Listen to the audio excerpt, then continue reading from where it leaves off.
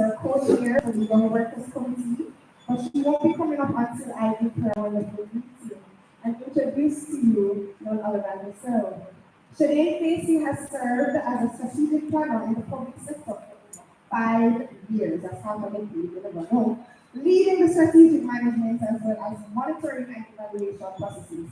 She holds a bachelor's degree in international relations and a master's, in international public and development management. She is way beyond just a professional role. She serves on the executive council as the Young Workers Representative. And since 2024, she has also been a co-chair of the Young Workers Committee, championing the engagement and leadership. Ladies and gentlemen, please make welcome Sister Shade Facey as she comes up to do the Young Workers again. Okay, guys, I don't know, but woo!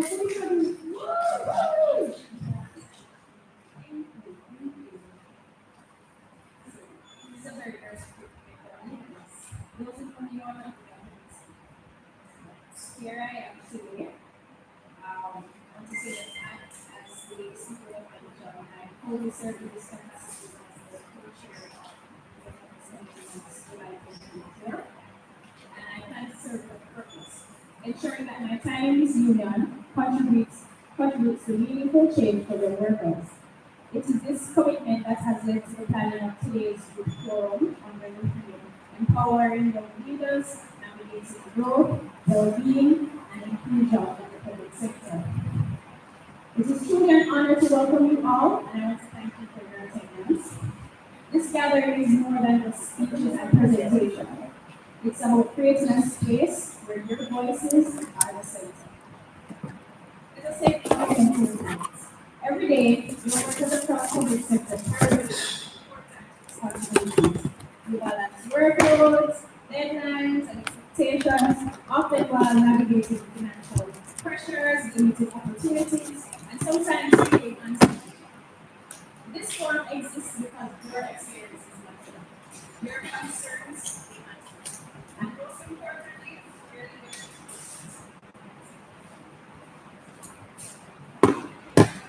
When we speak of empowering young leaders, we're speaking of investing in the present and future governance of innovation and public service in Jamaica. We are shaping not just the workforce, but a movement, one that is determined to ensure fairness, inclusion, and well-being for all of us. To ground our discussions today, let me share with you some insights from the survey we conducted among young workers in the public sector.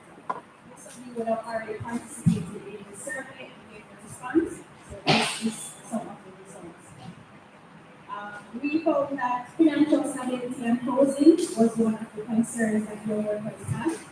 More than 80% of respondents raised concerns about financial stability and affordable housing. This tells us that while we are committed to serving our country, we're also facing very real struggles to secure your own futures. Without economic security, it becomes harder to focus on professional growth. Another thing that was found is career progression and succession planning. 70% of respondents said that they saw no clear opportunities for career advancement.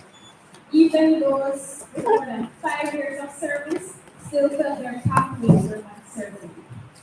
This means that too many of you are doing your best without the reassurance that there is no room to grow, to lead, and to thrive. Fair treatment and inclusion.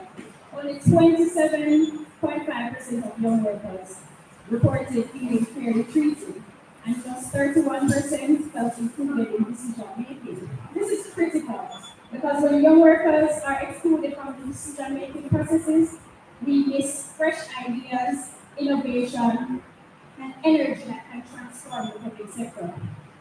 And the final one that we will have found is the workload, resources, and support. Many of you spoke about being overextended and under-supported. Nearly 30% mentioned workload pressures, while others spoke of inadequate staffing and limited mentorship opportunities. These are not just workplace issues. They are barriers that hold you back and hold back your potential and diminish morale. These numbers are not just statistics, they are stories. They represent the voices of young professionals who want to contribute, who want to excel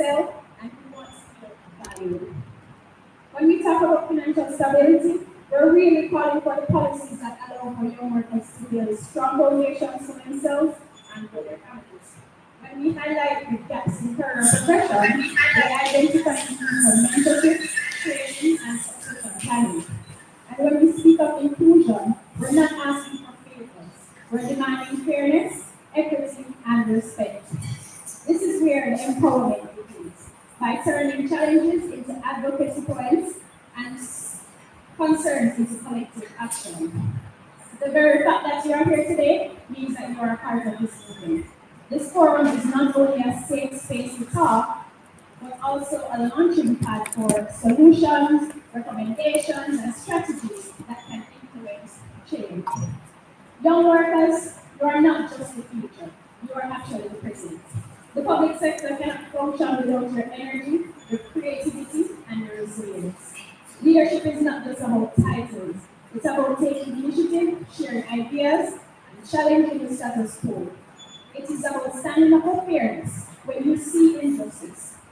It is about supporting each other so that no longer feels isolated. When we unite, when we advocate collectively, there is no limit to the transformation we can bring to the young, to the workplace, to the union, to the nation. As we begin today's forum, I encourage you to do three things.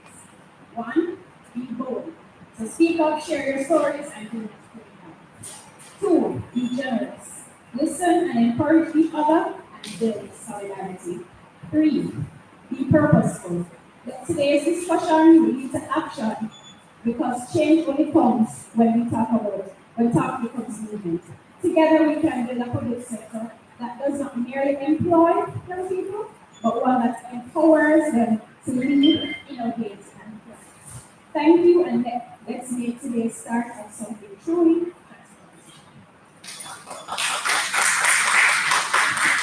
Alright, thank you so much, Shakti. We appreciate that. Alright, guys, so we will be moving on. Again, there's no agenda, there's nothing that I'd like to welcome the persons who have just joined us. Pleasant afternoon to you all. And I just want to reinforce what we're feeling for the afternoon is empowering leaders, navigating growth, well-being, and inclusion in the public sector. Alright? So next, I will be introducing a very beautiful young woman who will come and grace us with her remarks. But before she joins us on stage, of course, I'm going to just give you a little bit about her. Who I'm introducing to you is none other than the president for the Jamaica Civil Service Association. And I'm going to just give you a little detail on this wonderful lovely lady. Her name is Mrs. Tisha Clark Griffiths. All right? So, Mrs. Griffiths became the 17th president of the Jamaica Civil Service Association on May 26, 2023. This was not only a very pivotal time for her, it was also for the association, and she was the first female to hold this position in 104 years. Prior to assuming her role as president, Mrs. Clark Griffiths was the first vice president of the JCSA, a position she held for 5 years between the years of 2019 and 2023. She is a trained strategic planner with 29 years of experience in the public sector. There are a lot of numbers in the bio, a lot of numbers. And she is also a consummate professional with high ambitions. Mrs. Griffiths has certification in strategic planning, a bachelor's degree in public sector management and sociology, and she holds a master's degree in business admin from the University of East London, not West Indies, East London, hello, where she located where she focused on industrial relations practices in the public sector. She currently is the only female vice president of the Jamaica Confederation of Trade Unions negotiation team. She also sits on the board of the JCS Hosting Companies Limited as well as the JCS Limited. Additionally, she was appointed as a member of the board of the Management Institute of National Development in Nigeria. And I think other than those numbers, the only thing left to say numerical for her is that since 2019, Mrs. Clark has been a women's advocate representing the JCSA of the Public Service International and the Caribbean Public Services Association on matters affecting women in the public sector, as well as advocating for policy changes within the public sector. Ladies and gentlemen, she's not only this wondrous bio that I have just given to you, she is married to an uncle and she's the mother of two sons. Please help make welcome Mrs. Tisha Clark Griffith.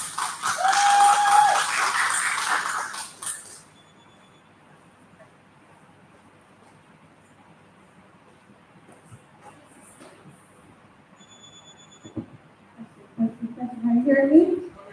Good morning, everyone. Um, Sometimes I don't like to get married because I'm sitting down and I'm usually talking about 29 years in the public service. And people looking at me like, what I'm saying, yes, I'm saying, yes, so I'm a young worker, right? Yes. So today is a very special day. Like, I can start by saying I'm actually coming all the way from Westmoreland. So this morning I woke up and it was really personal vision. I came through some water this time. Just to get here. Why? Because I could not miss this event. I was saying to those coaches this morning that when we started out in Westmoreland, the time we are coming from, the chapter in Westmoreland, we used to have our annual general meeting. One person term, two, three, and it was disheartening at times, right? I was saying, you put in all this work, right? And at the end of the day, what do you have when you don't see people come out and enjoy the annual general meeting and special song? But as I engage into the position of president of the JCC, which by the way is quite unprecedented. And one thing that I have not added to my bio is that on the 20th of October, I will be getting my order of distinction from yes. I have been confirmed. Thank you very much. So I said in my lifetime that when persons complete work, whoever shows work will show and will give. Never put off your work and your work because other persons don't see your work. Now, the reason why I'm saying that, I'm still going to the thing, because I write something, but sometimes when you write a prepared speech, whatever is on your heart is whatever you're supposed to say. The young workers are future leaders. They used to call them future leaders. And I said, why future leaders? They are leaders. They are current leaders, not future. They are leaders in their own right.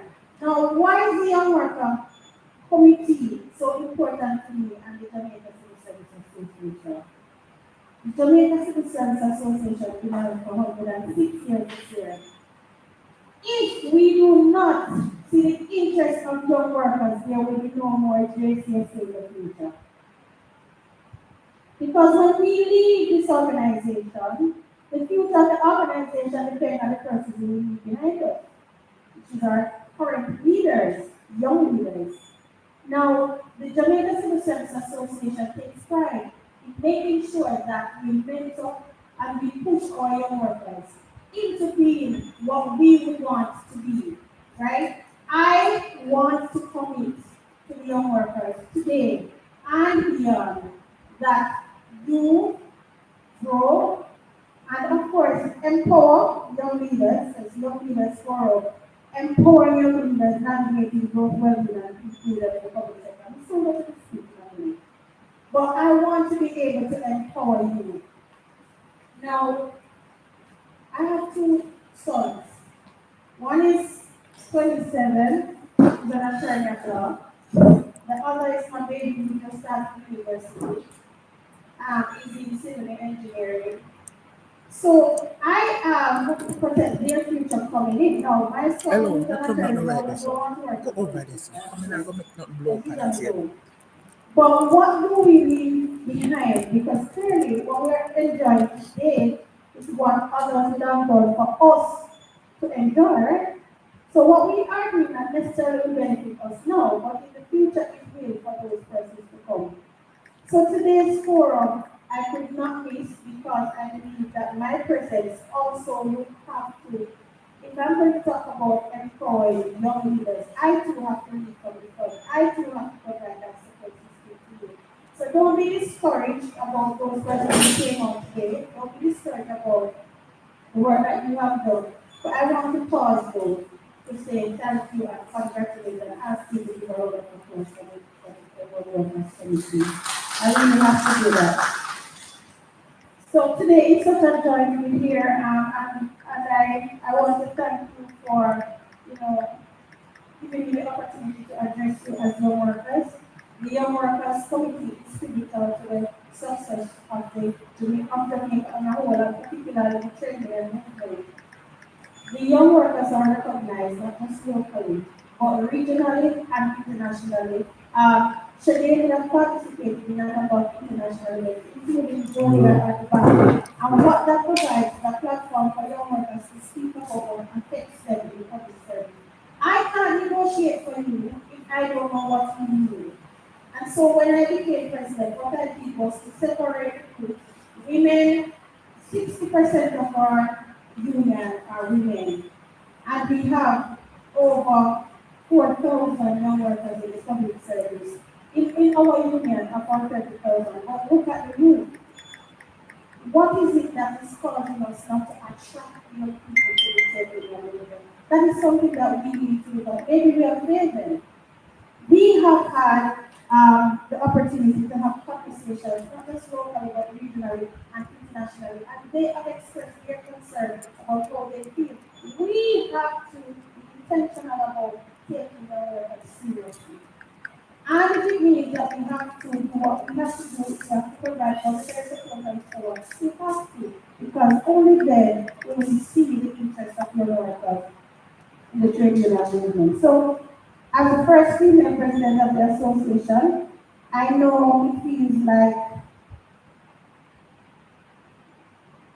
I know what it feels like to step into a room and it does not provide the environment which you want. But my own journey is proof that when you believe in yourself and are supported by a strong community like the JCC, you can break barriers and open doors. So, JCC is here for you. I am here for you. And we are more than a union that negotiates salaries and wages and benefits. We are your voice, your shield, and your platform. Our responsibility is to fight for you, for fairness, to protect your rights, to ensure that the workplace is a space where you can grow, excel, and feel valued. And I recall when I came into the service in 2023 as president, I encountered a young lady in Portmore, I'm not going to say which office, and she had complained to me about sexual harassment and her being forced to have intimacy with the person at the head of the department. And when I reached out to help her, her thing was she was afraid. Now, her fear was real because she has a mother who was suffering from cancer and she did not want to risk that in taking the case forward because she wanted to keep her job. So these are some of the things that young workers face. Not only young workers, but women overall, but specifically for young people. But I want to encourage you today to be fearless in sharing your ideas and your thoughts and what affects you. Step forward to speak up and speak out about what affects you. Step forward into leadership, not tomorrow, not last week, but today. Use the JCSA as your training ground, your support system, and your family. Get involved, join our community, participate, initiate projects, build your skills and your competencies, and let me leave you with a word that holds close to my heart. It says, progress is born of the courage to break down barriers, the wisdom to build connection, and the vision to be change that serves the greater good. So today, young workers, you are the progress. You are the builders of the bridges and you're the drivers of change. And so the ones who will ensure that Jamaica public service remains strong and ability are the young people that we see here today and those that remain in the public sector. So today together, let us rise stronger, wiser, and united for the good of all. And of course, I say thank you and I wish you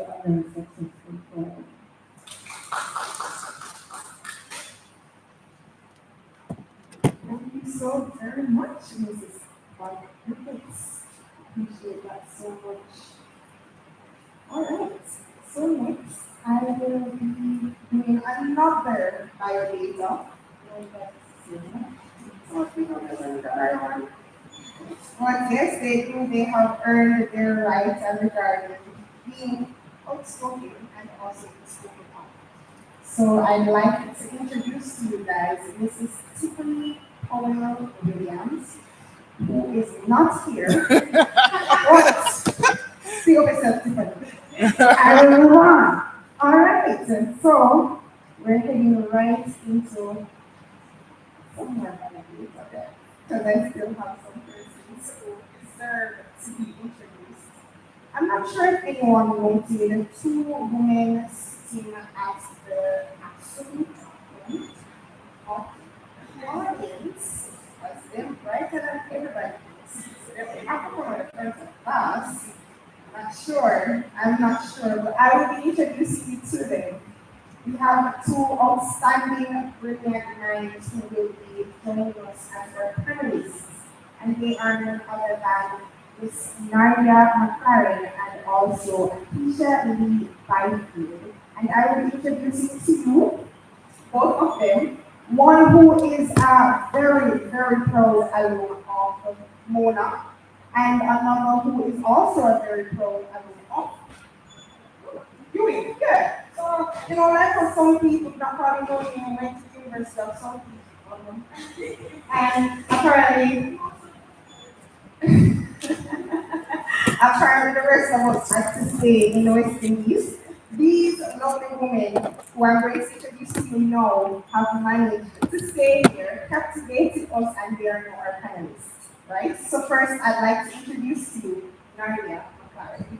Nadia McLaren is acting director community liaison of the Bureau of Gender Affairs. Nadia, that's a mouthful, where she focuses on the implementation of policies in relation to social development issues, community development, values and attitudes, and other gender-related issues to assist with improvement of the social and economic development of both women and men nationally.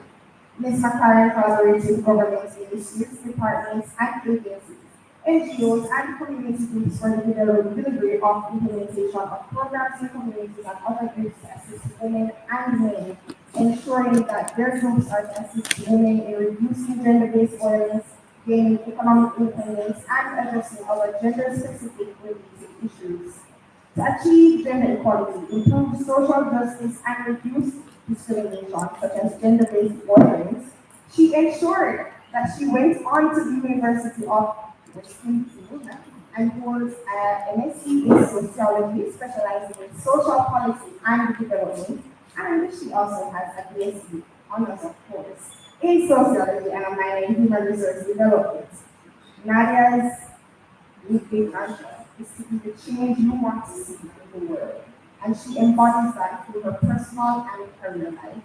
She loves working with younger persons, serving as a guide and a mentor, as there are many persons that she believes are amongst us that are against young people, and she wants to ensure that she offers a positive example and guides them to understand that they're not alone.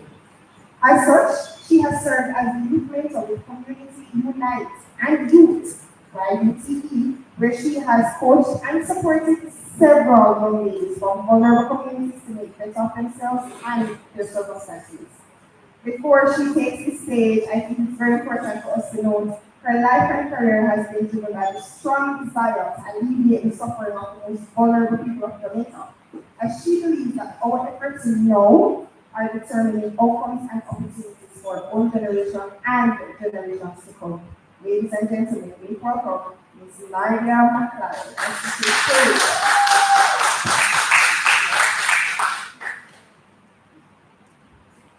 Feel free to sit anywhere you feel most comfortable, Nadia.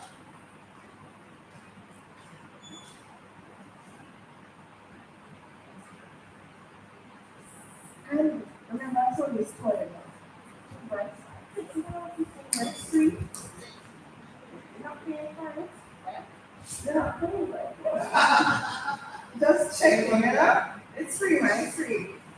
So next, To show and to be as bossy as she is born to be, she came in her professional attire, which is scrubs, of course, which means that, as you would know, most persons who wear scrubs are in the medicinal field. So you know what that means. She a little more than me. So none other than Akeisha Lee Byfield, who is a registered physiotherapist, entrepreneur, and health visionary. She's a proud product of Transfiguration Basic School, St. Richard's Primary, Ampion College, and of course the UWI Mona. Akeisha Lee's journey has been shaped by resilience, heart, and a passion for transformative care. With over 6 years of experience in both public and private healthcare, including formative internships and pivotal 3-year tenure at the Kingston Public Hospital. Akeisha leads her bold step in 2017, setting the wheels in motion for what will become the therapeutic souls, all while still serving in the public system. Initially, this was a side project, but the company evolved into a fully private practice, dedicating herself entirely to supporting patients on their journey to recovery and wellness. Today, her practice, located at 40 Shortwood Road, stands as a testament to her belief that healing should be holistic, accessible, and deeply human. Of course, her passion for sports physiotherapy and athlete care is reflected in her role as an executive member of the Jamaica Association of Sports Medicine, where she serves as chair of the social welfare and wellness committee. Furthermore, she continues to make a difference well beyond the treatment room. Akeisha is also the owner of iFunction Limited, a rehabilitation and medical supplies company, and Moss Vitality, which offers sea moss gels and wellness products using the energy that's a complement to recovery. Her leadership journey, I know, right? Her leadership journey began long before her professional life as a past builder sport vice president, interactor, and Rotarian. Service has always been her compass. She finds joy in life's simple pleasure. So I'm going to go get the history in physiotherapy. She knows access simplicity, which includes the simplicity, solving complex cases, exploring riversides, or appreciating her community. Yeah, but just put another group. So I'm gonna try and do the banner, the name of the persons and everything. With compassion and purpose, and through innovation, service, and unwavering dedication, she continues to reshape physiotherapy in Jamaica, proving that healing is not just a job, it is a calling. And we're now calling on Akeisha Lee Byfield.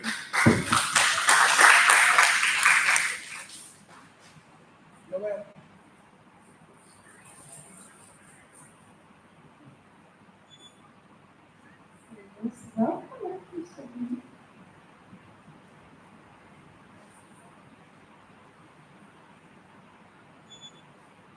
All right, so of course I'm going to just reintroduce our theme so that both ladies can ensure that they're on the same page. So Akeisha, don't tell me about the physiotherapy. Cannot assist you. You cannot assist you. I don't. You're word of comfort to do that. So we are empowering young leaders, navigating growth, well-being, and inclusion in the public sector. Ladies, are your mics working? Happy birthday. Now, after Akeisha get bossy introduction, I might have. Sounds good, right? All right, that sounds like right to hear. So, guys, starting our panel discussion, my question, and I think I'm going to go to Maria with this one. Nervous? You good to go? Yeah, easy, right? I'm born for this.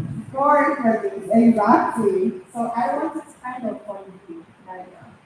Young workers often juggle heavy workloads with personal commitments. What strategies would you recommend for maintaining a healthy work-life balance in the public sector? And I get the meaning Okay, well, first of all, I want to say thanks for having me here. Also for hosting a program such as this. I think it is very important that we include our young persons. And I see why Mrs. Clark Griffiths is the first female head of the Jamaica Civil Service Association because her words are profound when I look in here and saw empty chairs, but it seems like you have to show up with what is there, who is there, if you're going to get any impact at all, especially in the government, public service. So the question that you ask, what your solutions or recommendations I would give? First of all, you have to know what you want. You have to know who you are. You have to embody that throughout everything that you're doing. Because there will be obstacles, there will be persons. When you go into government service, you're like, I might be like 60. But I entered the government service at 26, and I've been there for 10 years now, so you can do the math. I came there bright-eyed, bushy-tailed, oh my, I'm going to change the civil service, I'm going to change Jamaica. Love, yes. And I had all these bright, lovely ideas. And then, the realities that we spoke about in the survey, I forgot this part. But sometimes I felt down, but because I came with passion and purpose, and I knew what I wanted, to contribute, who I am, so those things didn't matter to me. How I balance, well, when I first started, I never took no department days, no vacation leave. They had to, because I came with passion and purpose. The first year, I gave back 10 department days. Yes. I remember that. All right. So when I came, the office was short staff with like 5 persons in the entire organization. So I wore multiple hats. So with that passion and purpose, we're like, not everything, not every role, because the need was there, so I never have a time to take no vacation, no department. And an older lady said to me, if you go to the department, you lose them, this was Christmas.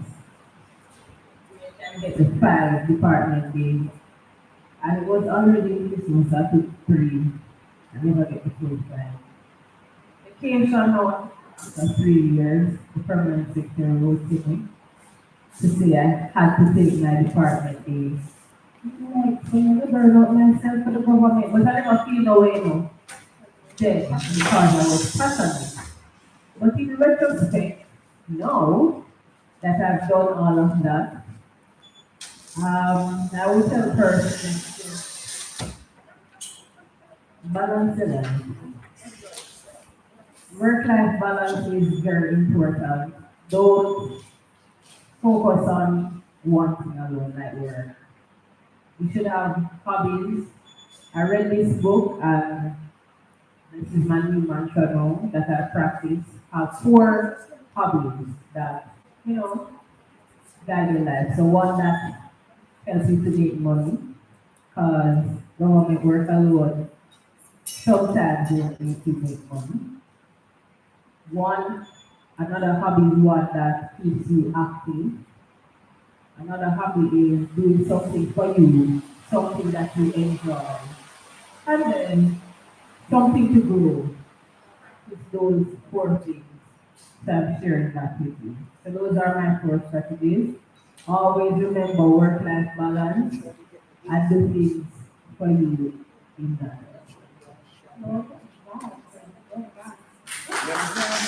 Thank you, Maria. Actually, because the field that you are in, I would suspect race is not your portion. Because sports physiotherapy, what would your type of suggestions be? For persons who would like to strike a work-life balance.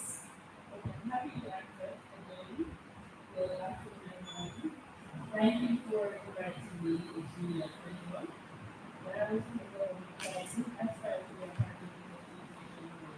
the I really did not have the time.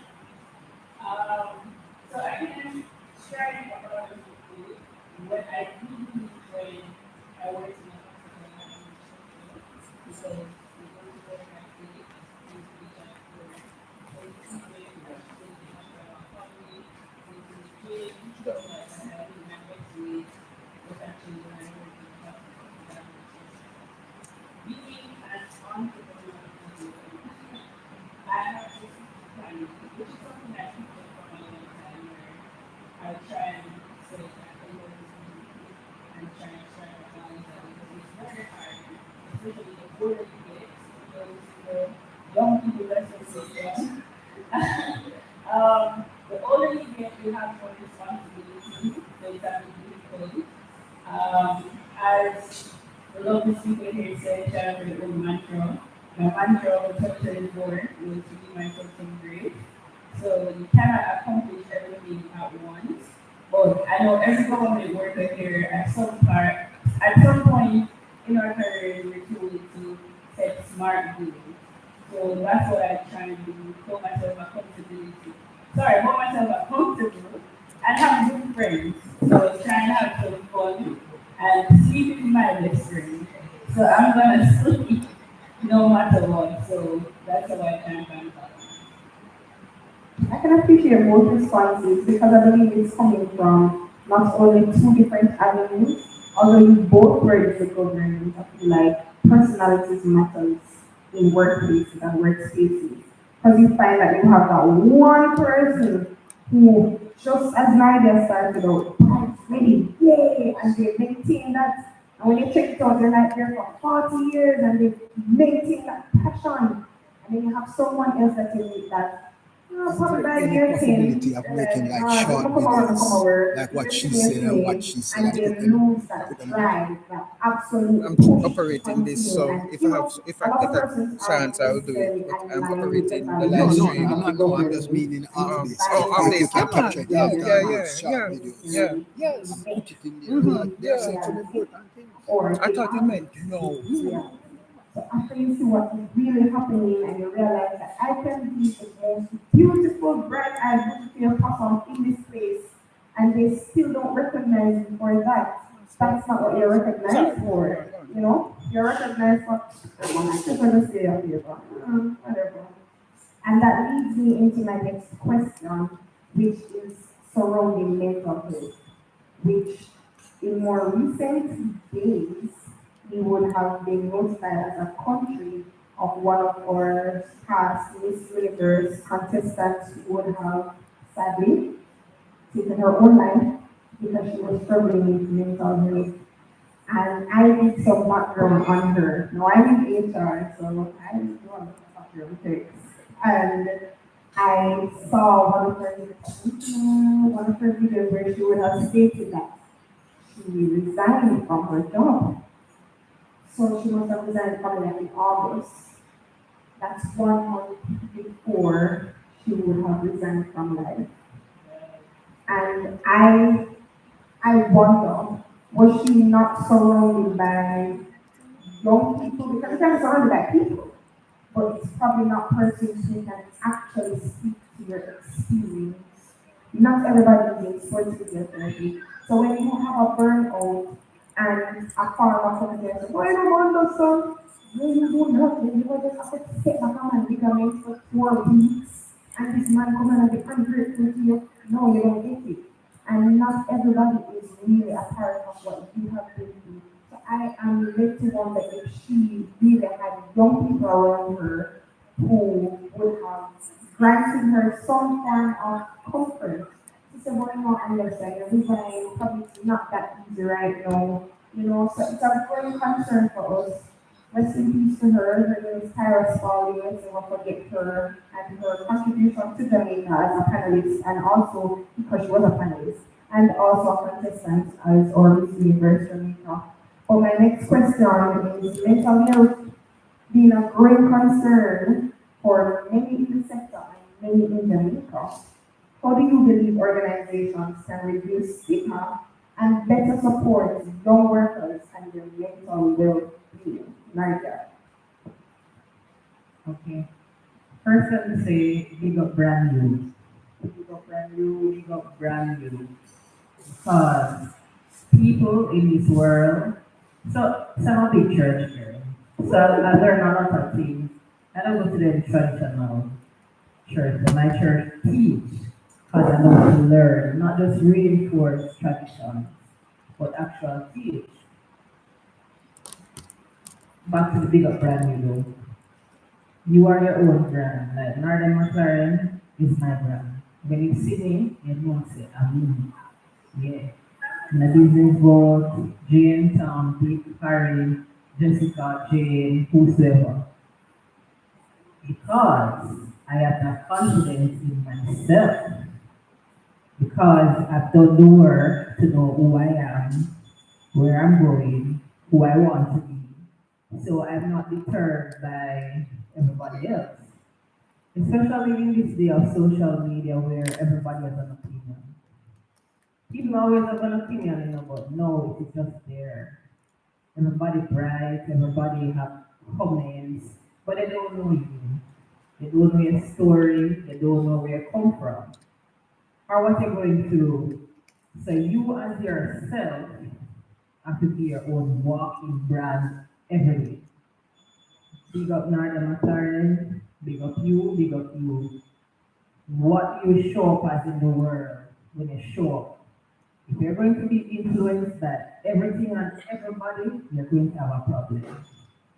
In the work world, church, relationships, you have to know who you are and continue working on that.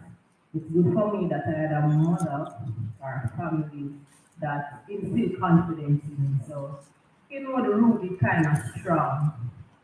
But in working with young people, I see that confidence is lacking because they're searching for an answer, an image, something that is outside of them. And I can say that you were born perfect. Going on church thing, no.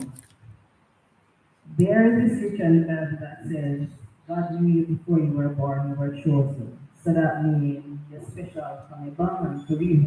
You know what babies do with this? It's a hard thing for 9 months if they were pregnant women here, they would have said them. So much babies are lost 6 weeks, 10, even 8 months before they're even born. So for the fact that you are even here means you're here for a purpose. My purpose is different than your purpose, vice versa. So knowing you and who you are and your self-confidence is important. Going around and but seeking external validation too is also a problem. I mean, growing is important. Growing, but you also have to know who you take that information from. Somebody who is aligned to your brand. Because not everybody will see your brand, appreciate your brand, and work with your brand. Get positive mentors. On the fact of mental health now, at the Bureau of Gender Affairs, we work with the Miss Universe contestant, so I've had the opportunity to work with Miss Spalding, and she was always an advocate for mental health. But in Jamaica, I think Jamaicans don't understand mental health. They think it's because these terms, I guess it's because of our historical understanding, we always rough, tough, strong. And then this new globalization, strong black woman and strong black man. But them things that come from slavery, when we were just breeders. We had no choice, so we still continue, DNA everything said we must always be rough, strong. So we're not humans. You see, that human element has been taken away where we have real feelings, real emotions, and what Jamaicans don't understand is chemical imbalances can happen too. Right? So when you talk about somebody chip lick, you don't know what happened with that chip lick there. No? So me can be big and strong and me can face anything. But then that other person, based on their chemical and their genealogy, different. Right. Even ganja smoking, medication. Some people can smoke, some people can't smoke because it alters their brain. So now, because all of this is new to us, and new words like trauma, everybody just said, oh, trauma, and a true word going around lightly.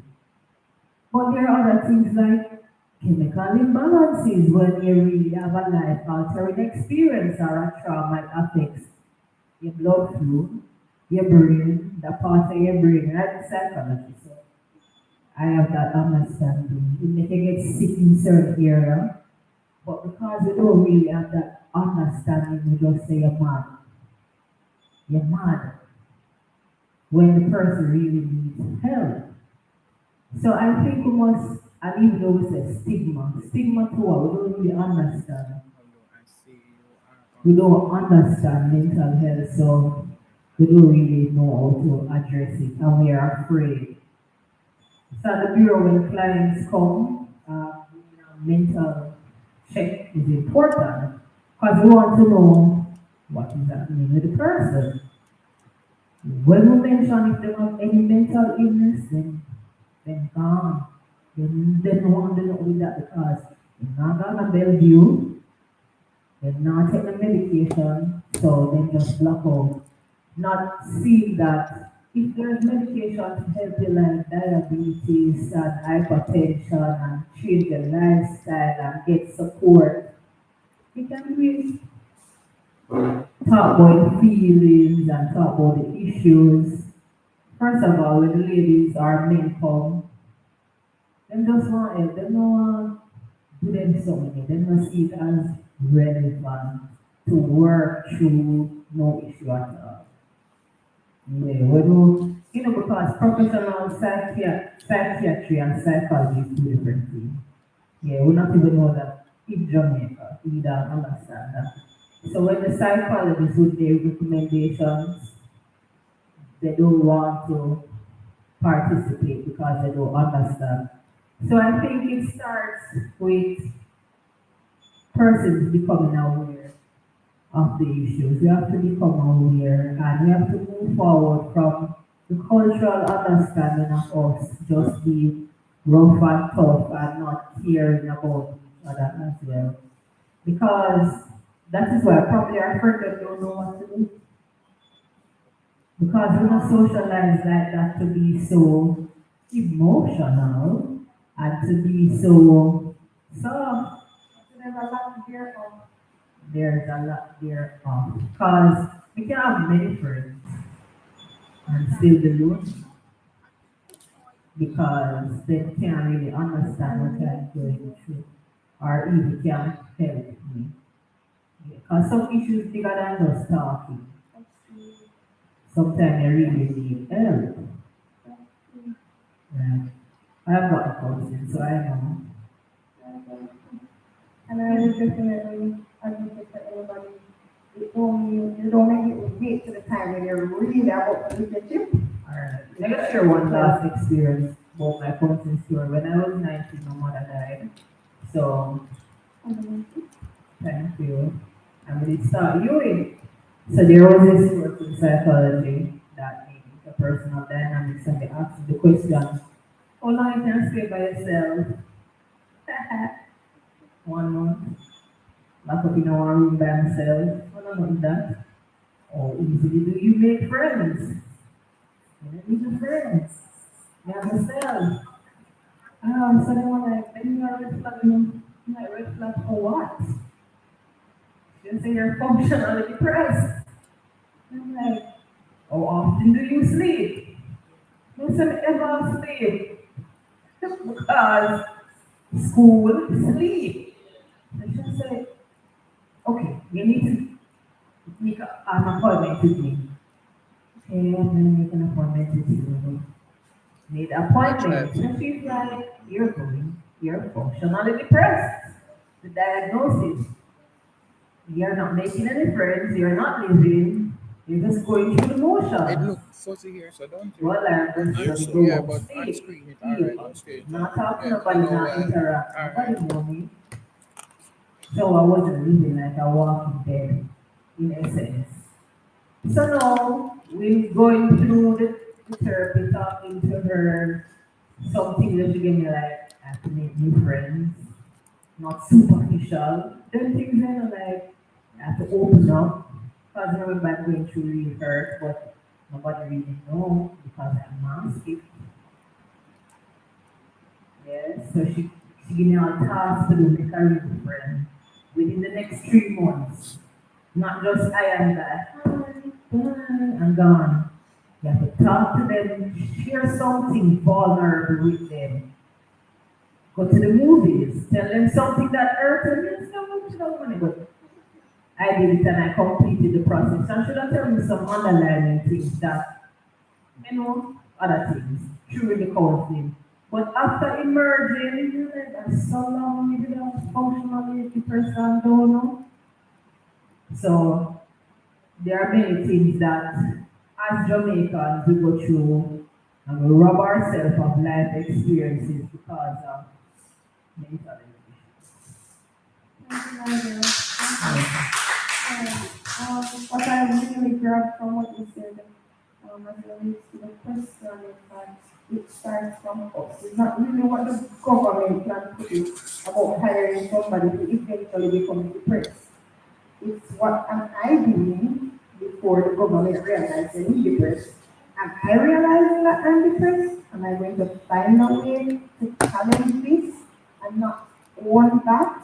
Because I feel another thing is mental health because it's a stigma. There's a stigma behind it. I feel like some persons claim depression, like they just want to be, they want to say, oh, I'm In a depressed. That's why I'm doing with this. my Yeah. for the camera, in the camera, everybody I want But sometimes to we for the just camera. need to Don't make actually me yeah. figure out, navigate what we're feeling. Yeah, just get the help, navigate what you're feeling, actually own that you're going to get better. Because it doesn't mean that because you're feeling like this in September, that's how you're gonna feel in December. You know what I mean? So, Atisha, what do you have to say on this? What do you strongly believe would be better in supporting young persons with mental health issues? Okay, thank you, Mary. Okay, What so, Berlin? In the meantime, of Berlin? okay. So, when back to what Mary said, I think a village is very important. So likewise, I believe that if you see in my life, my family was here. Not everybody wants to talk to their friends because, to be honest, they don't always want people to know you. But becoming an adult, I realized that it's okay to speak with my friends because sometimes we're all going through similar things. So as you mentioned, the young lady, like written on social media, it's the first I really see person, like somebody passed and then some persons are, reposting and telling their experience. So it was a case that she did have friends, but she just wasn't opening up to her friends, which is fine. Sometimes we're not sure what causes it. It can be financial, it can just be overall support, and it can actually be depression and not knowing how to handle it. As you're speaking, I sat here and I was just like, to be honest, literally, last time I was talking to my partner and I was just like, we're talking about this video. And it's like, I've never ever had suicidal thoughts. And I'm appreciative of that, but I can say that possibly I have been functionally depressed. And going back to the government and the workplace, I have interned at the Ministry of Finance for summer intern. I've interned at Ministry of Agriculture, plus working at KBH.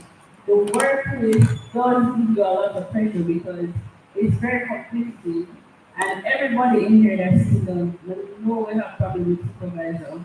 Supervisors always doing the most and as a young person, you probably either have a work mom or an older colleague. I can tell you that I had a supervisor. It's like she returned to work, and it was a supervisor from hell. but but I had a friend group, and we would encourage each other. And at the end of the day, as a healthcare professional, you have to be empathetic. So imagine you have to be encouraging patients, and remember, KPH is downtown, people coming from all over. Sometimes they have a last scared and take Umfadata ungrateful, so you're literally dealing with other people's issues not to mention your own. So you also spoke about mentorship. I have looked up to persons coming up and called them my mentor, but most recently when my patient, she became my mentor because that's something that she also mentioned me. So I'll treat her every Wednesday because she's told me. And that's literally like a therapy session for both of us. So it's her encouraging me as a young person. She's also a successful woman in business. So that also helps. But you know, sometimes journaling, I have a little trauma of my mother because journal when I come home. So, but I know that journaling helps, and as you said, the psychologist helps you at a very young age.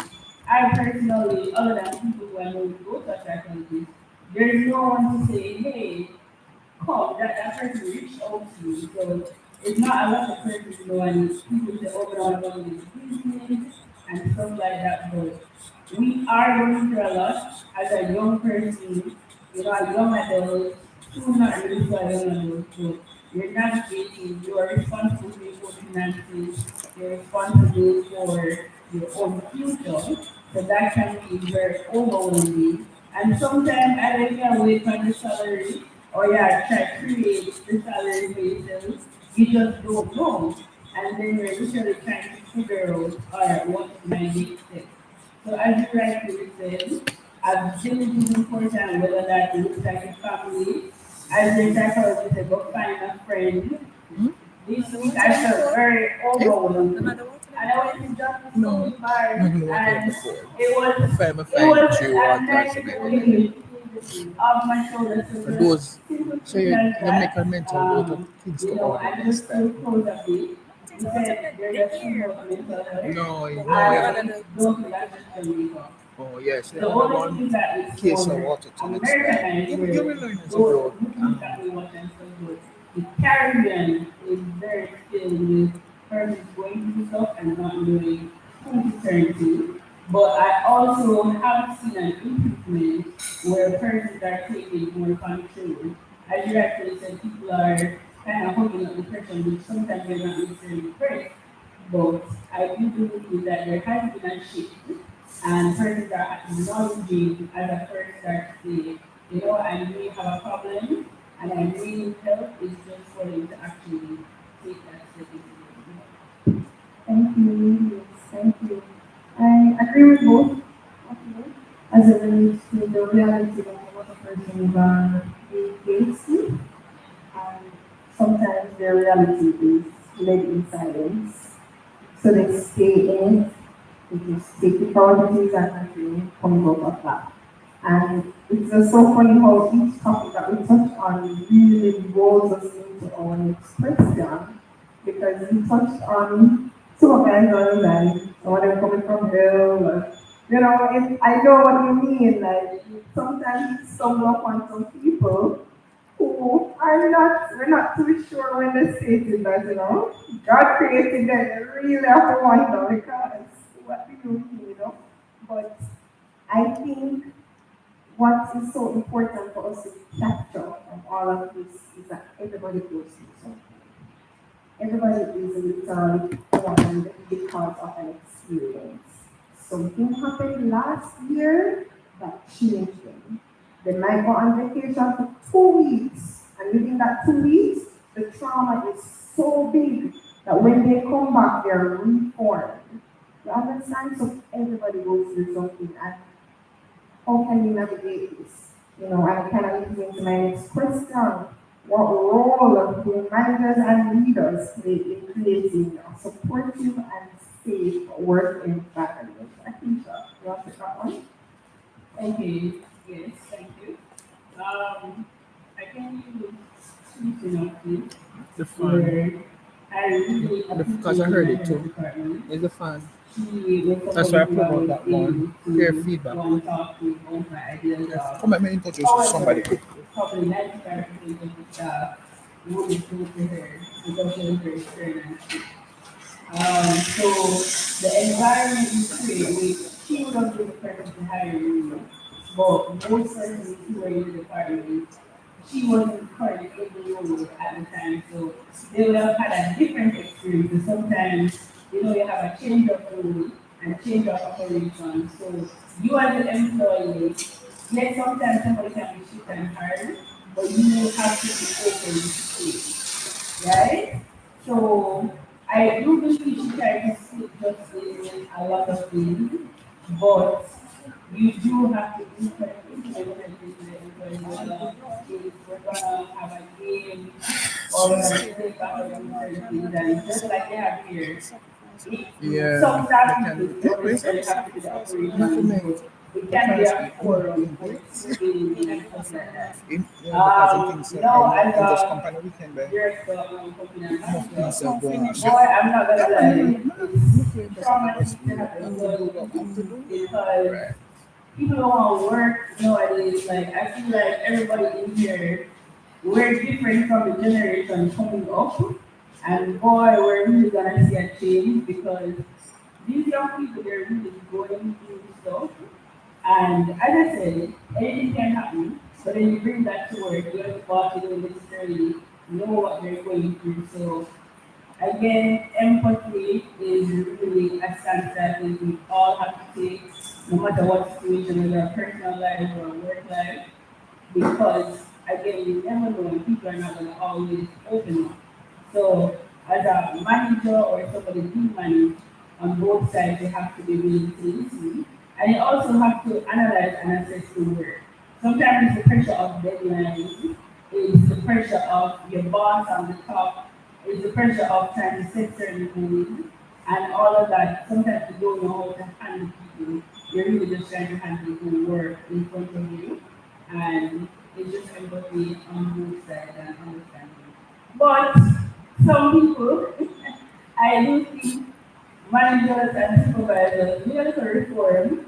If the government can host a little, it's like I have this, like put all of them on treatment, like yeah, breathe a bit. So yeah. I like that. I like that. Alright, so Nadia, so questions you, how do you believe the managers can assist you to give us support and safe work environment? Um, oh boy.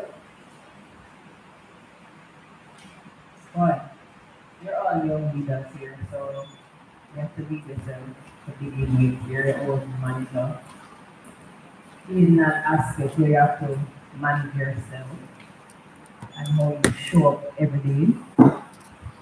And I have this thing where this mantra that I have that in everything you do, you have to aspire to inspire.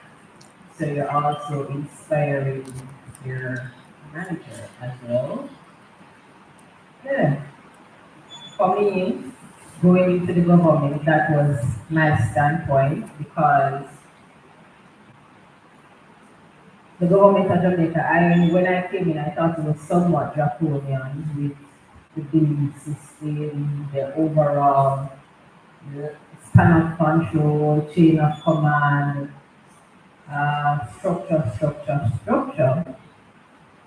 But because of my personality, and I say I aspire to inspire, I somewhat kind of break down them little wall then with my immediate director. At first, it wasn't easy because she too also was cultured to be like that. So as unofficial leaders, as current leaders, we have to aspire to inspire. Because, for example, when I came in, I was a supervisor in the government. Because me tell myself, when you went in the government at Jamaica, I'm not going to piano. So I'm going with masters, I go straight with the undergraduate to masters. Yeah, good girl. Remember me, I'm a brand, Yes, so I'm stepping as Brad Narda McLaren, yeah, sure. So when I go now with Brad Narda McLaren, you see the big jacket suit there, the stiffness, the bureaucracy. I'm like, no, sir. Don't listen, imagine. Oh my God. But I continued being myself and like some staff from there, some of them put that this staff. If you're a technocrat, technocrats must behave in a specific manner. And I don't want them people is the same people like suppose my best friend as a technocrat is the man we are cleaning the place or the woman we are cleaning the place. Suppose that is my best friend in here. But government just was structured along the line where you must stay there your lane. You mean a space alone. Because I believe in a love more than structures. Yeah, so I'm not really subscribe to it. But there's a way to do it now because I realize too, with my aspire to inspire, you can't set blunt and bold. You have to do gentle. It can be tiring, like, oh my God, I wish you don't want to have money, I don't deserve this stuff. But then, over time, you influence the culture. And things you cannot chip away at the ice because you um, influence the atmosphere. So you have to always be your brand. Then move from remember going there as a supervisor, so they would have tried to culture me to be that rigid person to other persons because that was the way that it is supposed to be from a coming to government. This is it. And then like, but that's not me. Other young people will be there who is looking on to me and want to grow. Can't hold them down. And we can't tell line. We not kill champion, we build champion. You understand? So them not really listen to their music, so they not take them minded. Right. But you still aspire to inspire. So me being a supervisor, then go to director now, me not be like them.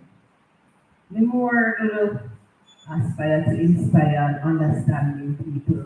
And then navigating myself with my directors and supervisors over me. And being myself and sharing my views, not being strong though, because remember them work long and hard from Jesus was a boy to be where they are. So you still have to respect that and understand where they're coming from. Yeah. And give them a little time and grace to than just expect. So you can influence the change and also be the change that you want to see. Thank you. Yeah, thank you. Yeah, that's something that you will live by. Yeah, it's important. It's very important. I did agree with both points made. I strongly believe that we can't just solely depend on the managers and the supervisors to help create that type of space. We too do have a very pivotal role in ensuring that the space that we step into, work from, will be in for the next 14 hours, we make it into a space that we want to be a part of. You understand? So if probably in your department you have a birthday club, alright, come on, this one, come on over there on that one. Just something small, just so even if it's just a sticky note on the table, and you come in and what's that? It's yeah, you remember. So there are small ways. So I guess my suggestion to persons who are going to probably still go about their manager and supervisor, whatever, until they want to change to them, I guess it would be just ensure that the light that you are providing within your office is a light that you want to continue shining bright, even when you leave. So start up something that you want to see. You understand? Don't plant a tree that you don't want to in your yard. Start simple. And my next question then, I'm going to throw it over to Akisha. Is there any personal experience that you'd like to share with us here that would have helped you prioritizing your well-being and it improves your professional skills and productivity or leadership? Okay. I'm very good at it. If I'm looking for an like that. But as a worker, boy, as a government worker, as a person, you never do take it easy. But sometimes people really force you. So I would say in the beginning, like in my rookie year, you're trying to work, you're trying to make sure that everyone is in good graces because they never hold back on giving you work, for sure. But I can say the beach, the river, that's always my thing, and it's also important whether you own a home, whether you're renting, whether you're living with somebody, try and have your home to be a bit of a solid. So if it's just you in your room, you put on a TV or just a small device as a phone or even the radio, find a balance with something. Because as you said, you can be functioning and not know anything to. But taking the guy to the river or the beach, that's always my peace, no matter what I'm going through, that's my peace. I just said before to watch a movie. We can watch that TV, but go carry my food to popcorn and some natural like cheese and just enjoy yourself. But overall, just find something fun if you do a sport. If you're privileged to work with a company or actually the government where you can do a sport and interact with people because you're going to make a club activity, just trying to find something to do that will make you happy and if that's surrounding yourself with people or just be by yourself, still find a way. Or if you're Bible, I try to go back in the morning, have a little devotion. I try not to pick up my phone, so it's a rule of mine. I don't answer messages before 9 a.m. because it can really, and I try not to have certain conversations because like other person's energy can really set off the day. So personally, talking to God, I have a Christian that I speak to, I have a set of songs I listen to. So that really just push me forward because for me, whether government or private, I have to be dealing with people and sometimes it feels like there's a pay transfer to you, whether mentally or physically. So it's really important to have a clear mind and if you drive a temple or whatever, music is my solace again. So I want to talk about music and I'm gonna Really, talk about like Carly? that. It brings I'm just A concert, no? yeah, well, perform You just have to keep, so yeah, man. Looking at the chat. find what works for you because at the end of the day, you need to do good for you so that you can move too far. And but each time it's switching. Because when you just take a day, but I understand why some No, persons you do know, it. you're about to no, we have the food, we have the food sickness. No, listen, hold on. Let us not enter this area. So I completely agree. A wellness day is good. No, it's not over, but what we would consider that type of day is just equal. What we would Sorry, not to put you, but I think Friday, because again, intern when I entered at the bank, they have a well-written account, my friends. Most of these private sector places, they have a well-written. Me never get no well-written in my entire career. That's not Yeah. the thing. So we're But promoting women ourselves, yes, but we're not doing it. that's true. That's true. It's like 5 wellness day per year. Oh, sorry. Or just that way they can be. Just a random day. Yeah, I feel like, at the end of the day, people, it's a start. When you guys can tell your bosses, I don't know, I don't know for you, but, yeah, a wellness day is not a bad day. It's because wellness shows up different for a person. So when you might like music, my other friends,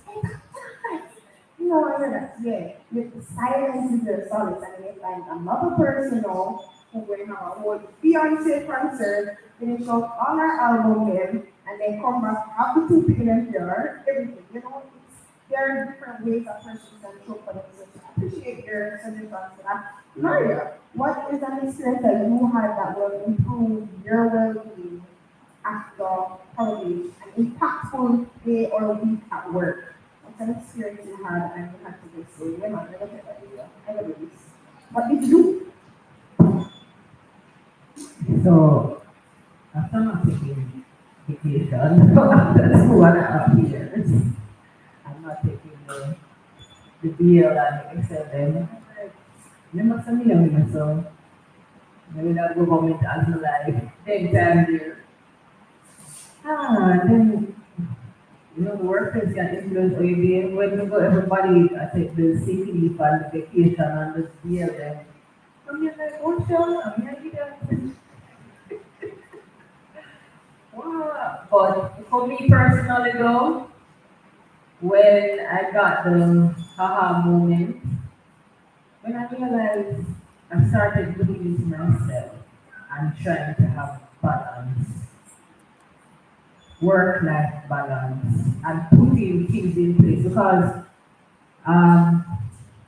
when you have tunnel vision as a thing, it's when you leave from college and you say, never work. Look on the different parts of your life, if you're that kind of person like me. So, I have to calculate everything and say, all right, after I'm done viewing, I go look at work. Work never work. And I look like I'm look right because work never work. But then I think to myself, no, I don't work ever work as a person. How many times I want to me like people that go up on Friday and they must say, sorry, you can't go get a drink. You can't go. And I'm like, no. They're like that girl that themselves they said after all of that, you see me say that girl and Liam. No, live no life. Like because when you plan your dreams and your goal and your mapping, you only look on one aspect if you have tunnel vision. And then when you sit down with it now, you have to realize and internalize and say, this don't help you. You have to do other things for the like, and then you do a different map now because you're actually an adult. You're actually living like you don't. Yes, if young persons would, if they're like that, because if they must say, work, I work after I'm done college, and they were focused, they must get the hard moment when, oh man, when you find out, when the older people them ask me if I have my life and stuff. Yeah, and the persons who actually went out and, and lived their life. But me, you think them are idlers doing. In my head, I say, you're idlers, you're not going to work. But then I'm looking at myself now, I realize life is not only about work. You can't save Jamaica. You can't save the government. You have to live for you too. So work is just an aspect of your life. You have other aspects of your life that you have to include so you don't get burnout. Yes, so you have, alright, you said every month, I go on a trip. Every weekend, I go see my friends. I go make time to talk to my annoying family. Cause it helps, It helps. It helps. I have some friends who say them a social commentary. So on a Friday evening now, they're not talking constructive.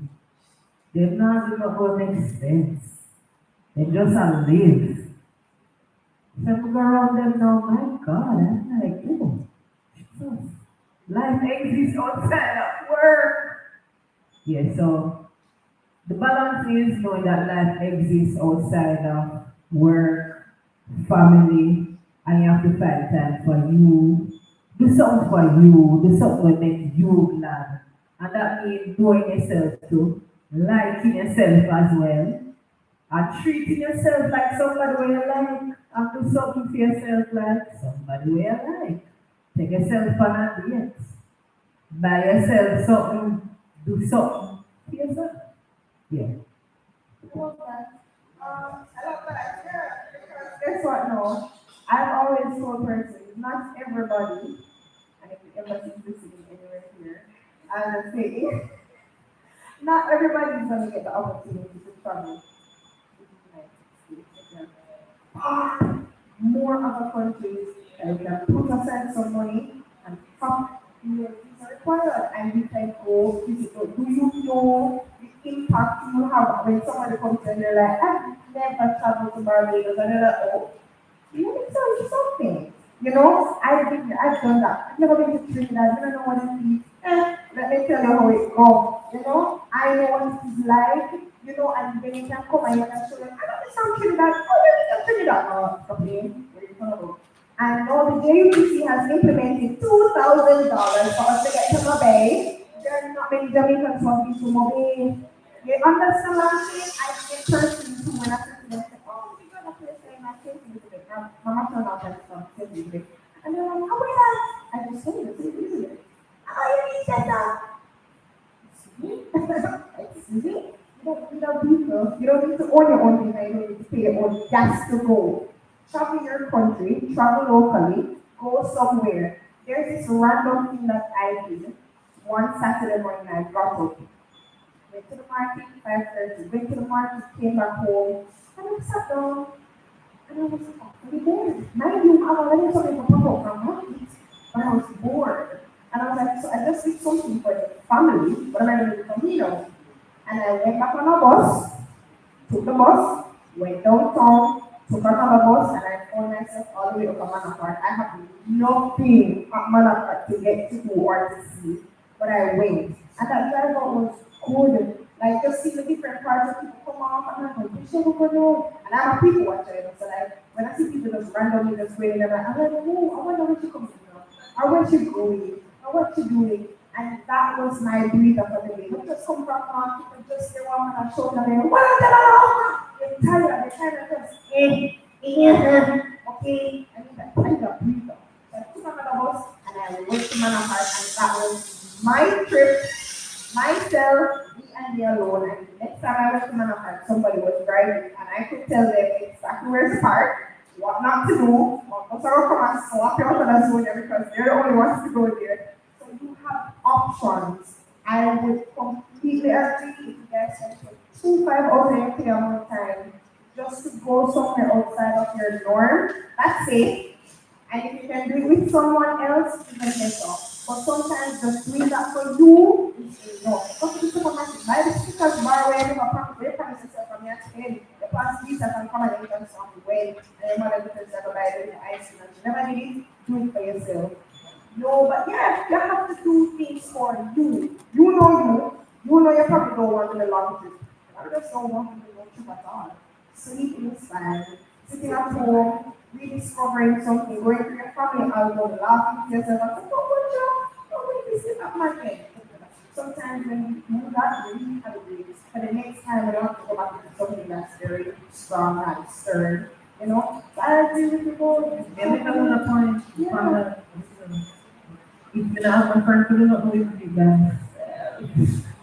Because nobody now rob me of no experience. They were like, you want the hiking? That lady, they not so much walking. Because I go hiking, I go by no.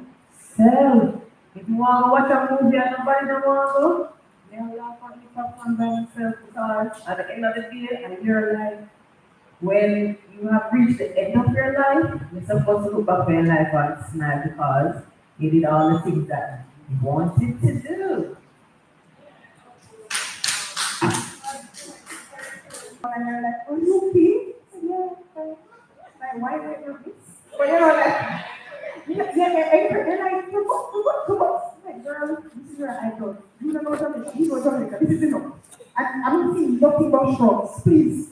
You know, but everybody took pictures and they came back down and they showed me and I posted like I was at the top because who can tell me that I never got the top? Like, excuse me. Like, so do these things, guys. It's okay to do it. It is fine to be by yourself. And guess what? Sometimes we go by ourselves and we meet somebody that we're meant to meet. You were meant to see that person, you went by yourself and you leave knowing Nikki. Who the hell is Nikki? But guess what? You know Nikki now, you probably go to supermarket again and Nikki pay for yourself. And I just randomly met Nikki. Where is Nikki? No, I don't know. But you know, you got Nikki. You know what I mean? So these are good ways that you guys can ensure that your personal skills are developed. Interpersonal skills are developed. You got to do you first, then you can do people. Understand? So we're going on into section 2, which is equity, inclusion, and youth empowerment. These questions are going to be completely surrounding that title, that section title, and I'm sure you guys are going to have fun just to see in this part, right? So we just wrapped up section 1, which is work-life balance and well-being, and I'm really hoping that you guys are not only taking notes, but you are mentally checking in with yourself, like, okay, no, I have to do that. Okay, no, I have to mention this. Okay, you know? So take heed. This is not just us yapping away. This is for you and you only. All right? As you not anything, teacher. All right, so our first question in section 2, I'm going to turn it over to Akisha. Many young workers feel excluded from decision making. We see that very often. It's just the heads make the decision, whatever you get to take, right? How can institutions ensure that youth voices are not only heard but acted upon? Well, boy, I mean, people like I'm hard to do. I think I stated before, like, we go into a system and it's already set. But they call so much no, but you have a lot of enough Jamaicans in the workplace, and it's important because as a worker, you have to show that you're innovative and you're willing. Not everybody start work and say, yes, I want to make a change, yes, I want to make a difference. For a lot of persons, it's just a paycheck. You went to university and you utilize your degree, or you started off working from the bottom and you're working your way up, so it's just a job.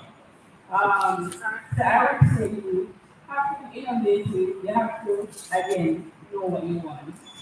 Even if this is not a long term thing, you don't want to 10 years, what is your impact? How are you inspiring? As a boss, in high school, we work on so many projects. I can tell you, my first week of high school, every year, is something called Club Expo. So we have to plan and execute something for your club. And it's a competition where you're trying to, if you want people to sign up, you want to, either you have a little brownie there for people to buy to come to your booth or you want to for do something. So as a boss, you as a manager, supervisor, you have to create an environment where not just that your workers or employees want to come to you, but again, the staff meeting, don't look, you had an agenda, let's keep reminding but persons in the audience are talking and you're listening, you're accepting what they have to say. So at the staff meeting, as a boss, you can allow room for everybody to speak up. And then again, as an employee, you need to be willing to speak up whether you're gonna get some constructive criticism or offer some constructive criticism, or we all have to be willing to listen and offer something of value. And nothing is stupid. So you might think an idea is stupid, but then you open it out and everybody's like, wow, because I know each department, wherever you work, we usually either have a big project that they have to offer, and everybody has to come together. So in here we have symposium, so we are educational hours that we need to do and stuff like that. So it's just, I'm always advocating for a balance because it's never just the boss and it's never just the worker, but it's really to find a balance and also the willingness. There might be a change versus way back then where this is the structure and you have to work with it where I think a lot of bosses are younger, like in 30s, I don't know how it's 29 years old, 29 years. Boy, man, oh yeah, 40 and do 29 years. But it's like having, because she came up here, and this is Griffiths. I know your name is happening, but I remember this is Griffiths, but you were so warm, and I don't know you from anywhere, and that's sometimes what you need. You need that one or two person who are the leaders, so that you can feel welcome and comfortable, to not just express yourself, but to make the environment better. And once the environment is better, you always need it target. No problem. Mario, what's your view? when I was listening to her, my thing is, you have to know how to deal with rejection. Ah, oh, Ah, that's hard. Coming back yeah. from So if you rejection. have a north and a south here, yes, two different polars right now. But I was thinking about my time when I had ideas and they weren't met. They were considered, but it wasn't chosen. And I felt defeated. And I'm like, Jesus Christ, after me all the research and think about all of this and they not use my idea, I don't think about nothing again. Waste of my That is time. inhumane, you have to think. Yeah. I am human the last time I checked it out. There is a thing. Feelings. After that, no, you don't know what idea. But no government workers go through that for years and years and years. That's how burnout comes through. So dealing with rejection after an innovative idea is hard. You have to still find back that spark, find back that need to give and to speak out and to shine again. You know what's something that, again, my HR skills is like telling. Something that I think a lot of persons don't possess, but you can easily, emotional intelligence. Like, can take a moment to recognize that a lot of persons don't have that. So you're sometimes feeling defeated, but it's not because what they said don't make sense. Probably it's just not the time for it. Like, I would be so surprised if I went talking around and someone came up at the podium and said, "And by the way, tomorrow's my birthday, so let's stop and give some at the door." That's not the time to be doing like great idea. Of course, it would be good for everybody to be a gift, but well, brother Johnny, I just discussed it. You know what I mean? So it's not that you didn't give a great idea. It's just that right now, time and place. Right now, it probably wouldn't be the best time to mention that. But that's not me justifying that you do have negative persons in the workplace who will know that your idea is grand. But because they don't want you to get the credit fees, they're not going to take it. So discernment is another thing that we kind of have to have. And again, sometimes having a discerning spirit or emotion, you notice and feel the things, you know? But I don't think it's always the things, you know? You What know, tells you? with that point, you have to be very planted. Because sometimes you get rejection in one area and go somewhere else. I understand. So, redirection. So, Everybody got a risk taker. And I think that's probably, I think also, or upbringing, because nowadays, let's use G psychotherapy, where all of a sudden you can get placed where you live. But if we're being realistic growing up, you were taught that if you don't go to a traditional high school, you understand, and then even a lot of persons who were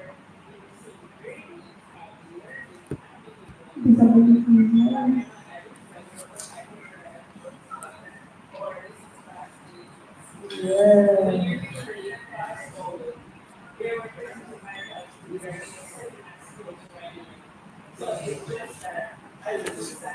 I'm probably making more than you that had an academical thinking, you know? I can agree with Mary, boy. I think overall in life, rejection, boy, rejection is very hard. I can say in the workplace, I don't think I really got much rejection based on just my personality, but it's really, there's always that one person that I question everything. So it's just having an understanding. And again, you're not going to deal with everything, and you can't take everything. Just want to really reinforce that even though these are really great points, again, you do have some times when persons are fighting against you, but it's not everybody. You have some people who strongly believe everybody can. Hey, they go KFC in a barbecue, but you know, say, I'm not fighting.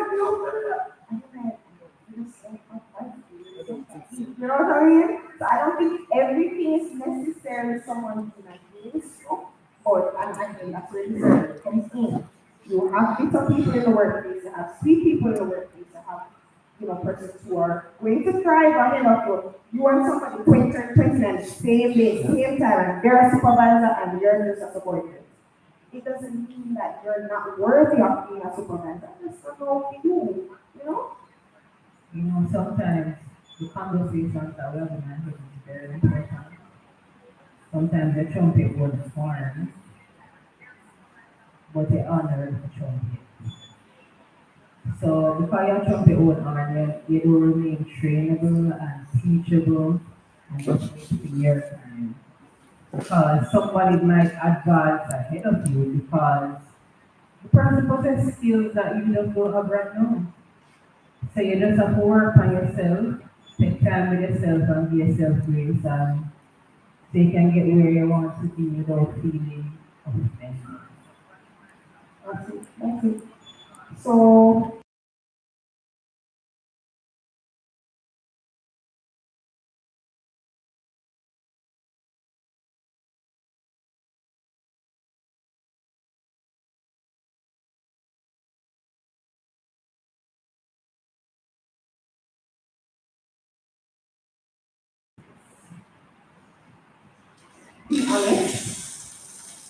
So you see, I've only worked with one government institution, and you see, because it's the Bureau of Gender Affairs, where we have the national policy, but then the equality that recommends equity and fairness and all of that, we never experience the problem there at work because things like age and sex, they're really not there. for her. If I come there young in a supervisor post in a government, and that was unorthodox.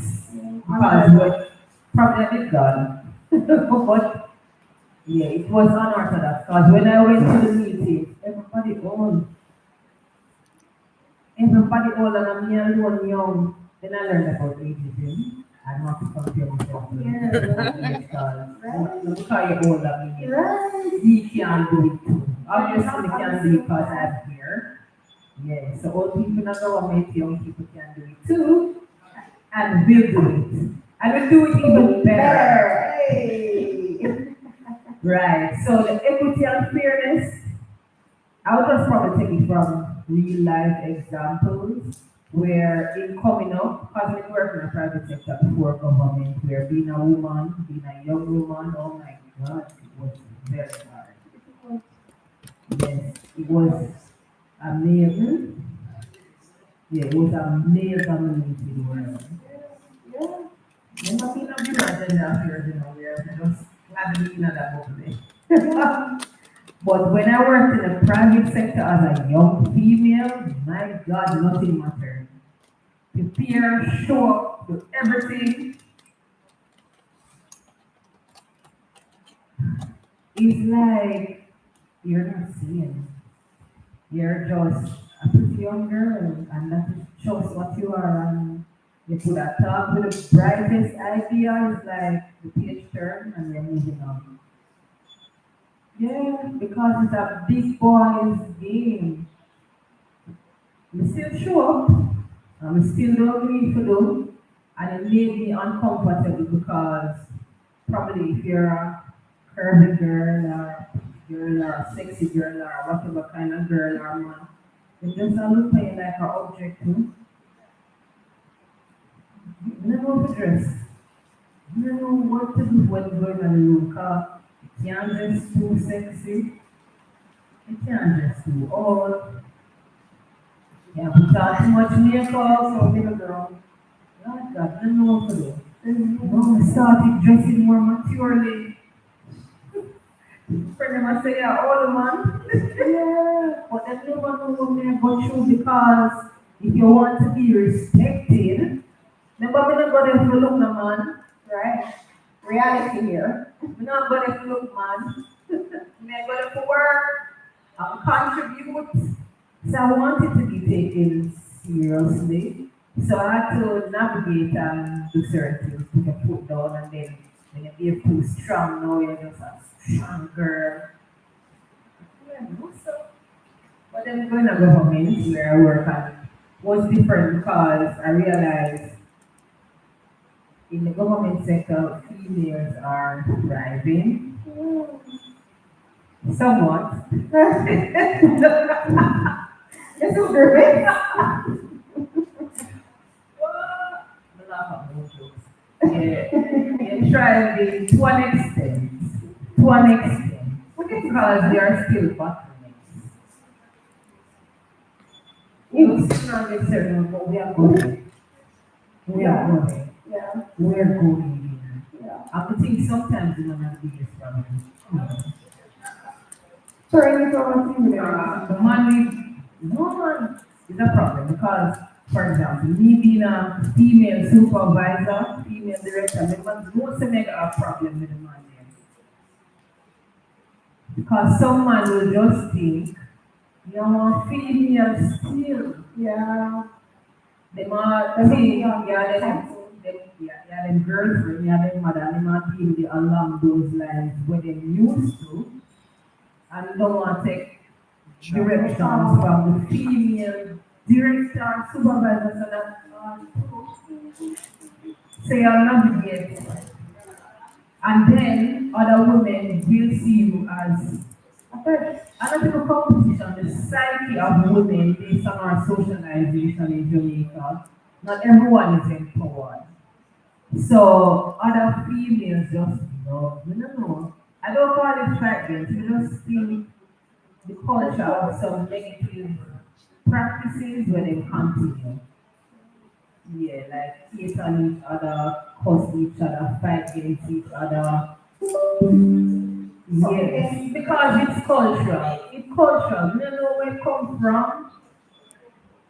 Yeah, but something in our culture do that because you tell them why it's cultural when a woman is different as a leader, they must say she's different.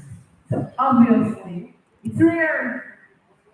Obviously, it is rare because everybody thinks a female leader is supposed to be a specific way. Yeah. Because, what policies or practices have you seen that would have promoted diversity and fairness in the workplace? Well, first of all, I think that you have to find when you reach to work, I always have the watchers. In terms of policies, I don't think the government is short of policies. Exactly. But are they effective policies? I feel like some of them can be revised, especially like we're changing and different personalities. But as you said, I don't think like in the health sector to be fair, it's really like the sexism or the ageism Yeah. and hierarchy. So if sometimes they don't think you as a younger person should follow through certain things. And also, going back to the policies, each sector of government you're graded, right? Like you get graded, but I don't think, especially like in my field, I don't think they follow that because all the supervisors are in a room and you have your supervisor based on what aspect you are working with. So with going to physio, you have the medical unit, the surgery unit, the orthopedic unit, and then you have the department. So all of those supervisors, and one of those supervisors is assigned to you, right? But if your supervisor feel like you're in there and you're going to be graded, and then they're countering the grade, and it's just like you already gave me the grade, and I'm seeing where I left early. Well, I have living here for years at least. But because the supervisor have a perfect, that person makes perfection. And it's not supposed to be the person to be yeah. So then as a young person coming on, it's discouraging because when you talk to parents,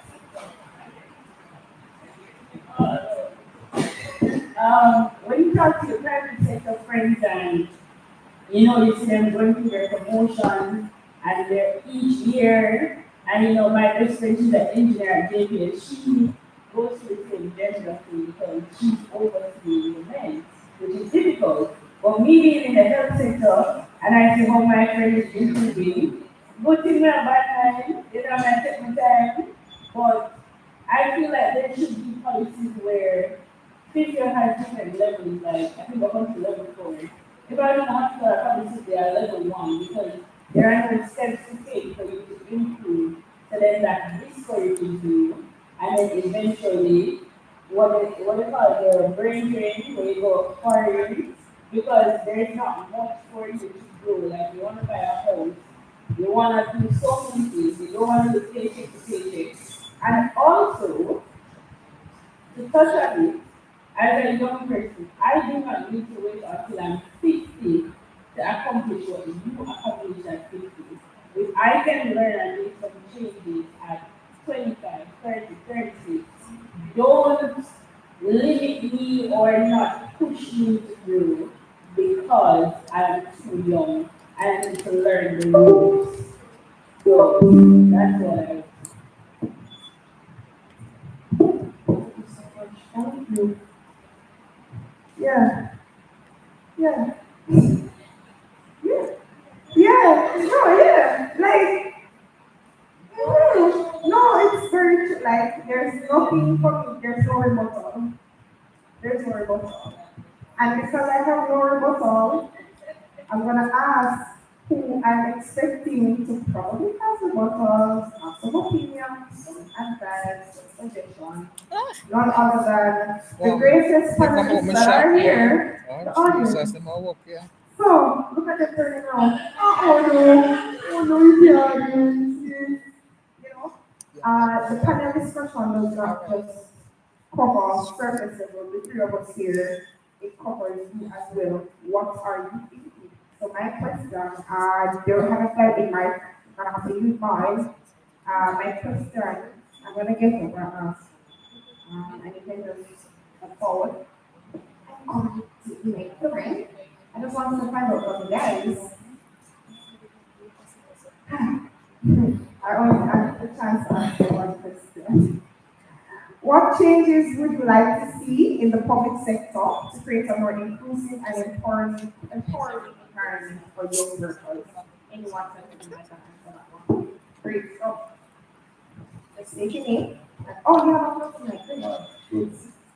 Good afternoon, everyone. For Alan Carter, the name from the Ministry of Health and Wellness, and also the co-chairman for the Men Coalition Committee.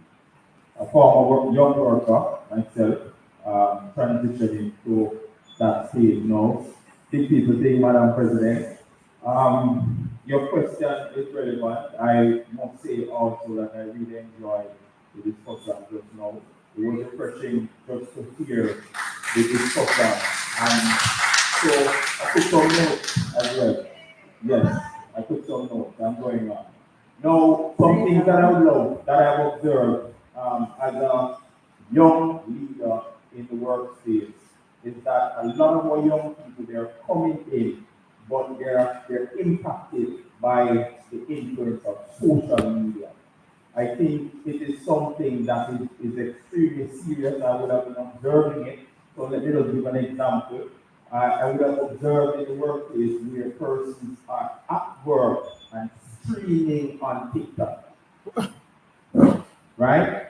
Now, for me, in my time, especially as a young person coming in, I know that is a definite no-no. So I'm not understanding the psychology. What is happening here is a new phenomenon I realize in a lot of young individuals.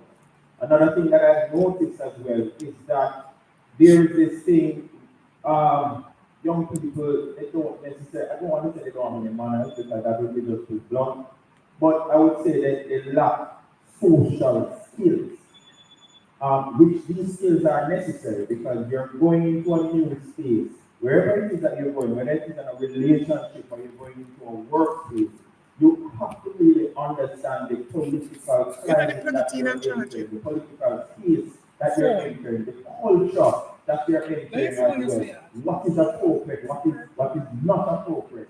And so Not a those are yeah. some of the things that I would have observed with our young individuals. But outside of that, I agree with the point you made about ageism.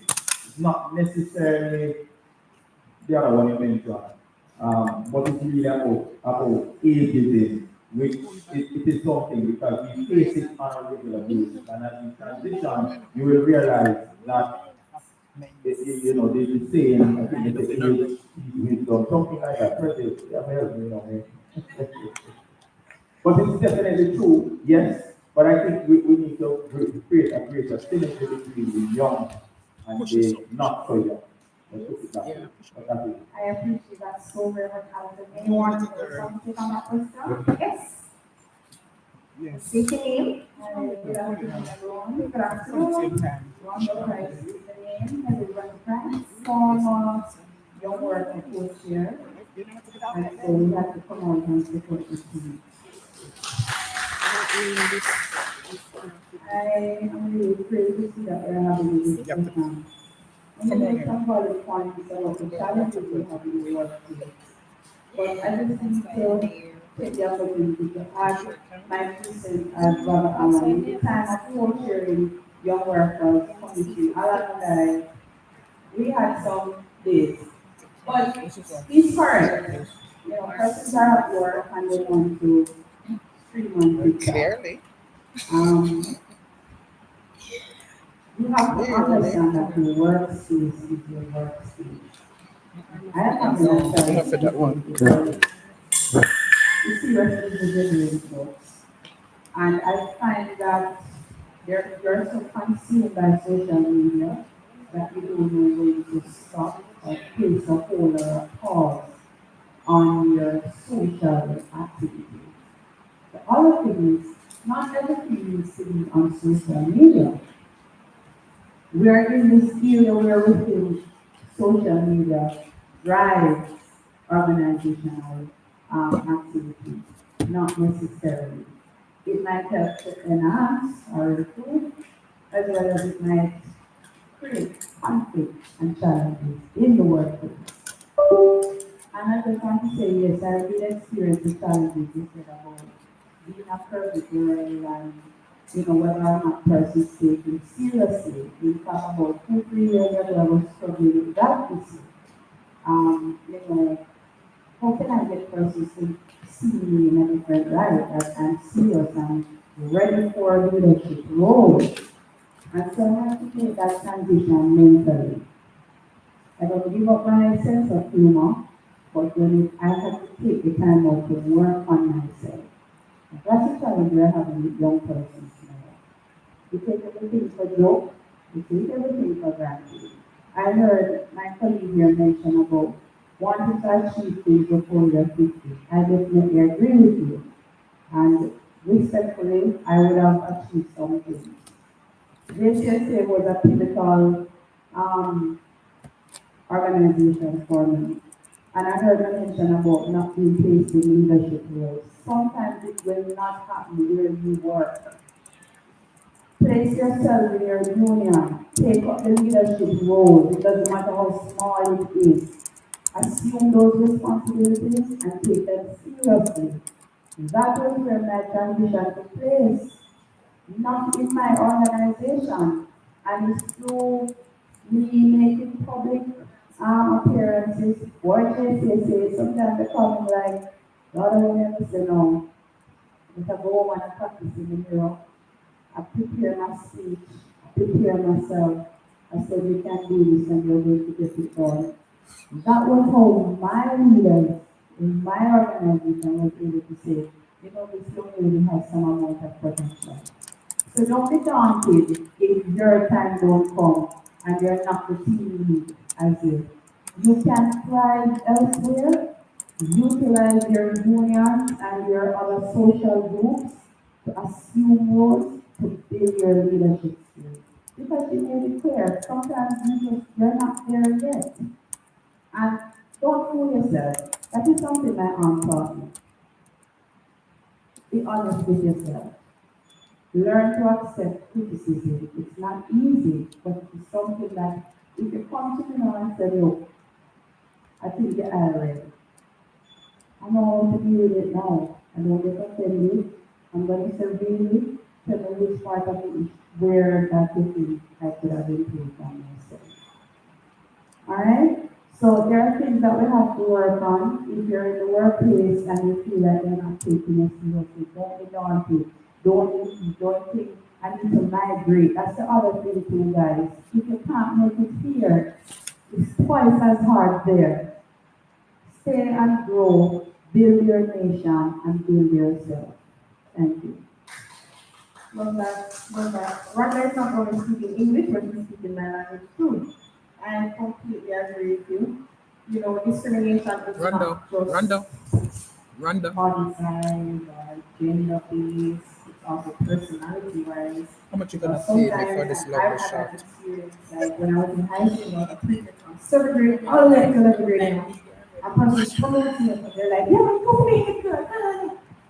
And when the votes came in and everything, not even their the people that were this was what the heck. I was upset, but you know, in your head, you're like, come on, the people's people, you know. And it dawned on me, not, you know, but eventually when you have left high school and you're now really working, you understand different business leadership styles. And my leadership style is a little more personal. So I knew all the key gamblers in school. I knew all the late bugs.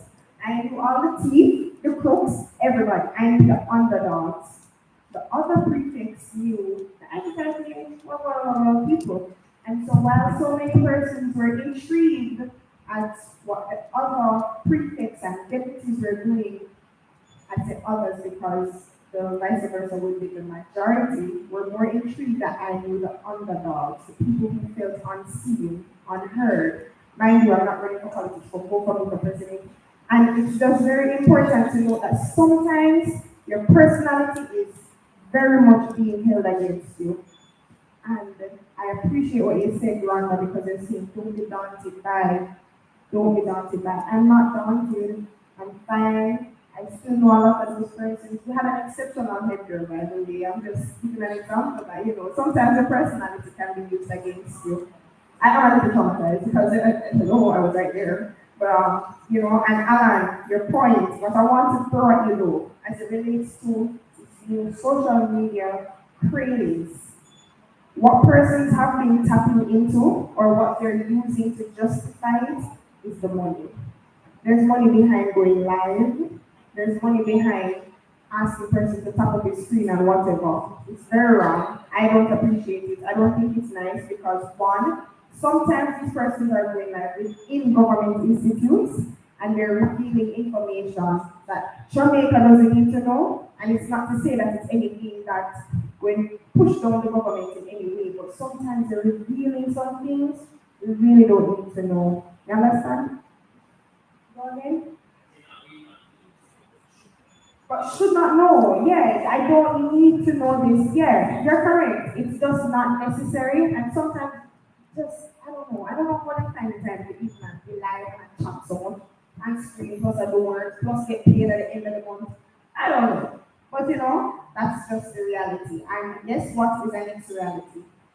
We come to the end of our panel discussion. So, Julia, we had a comment. Sorry!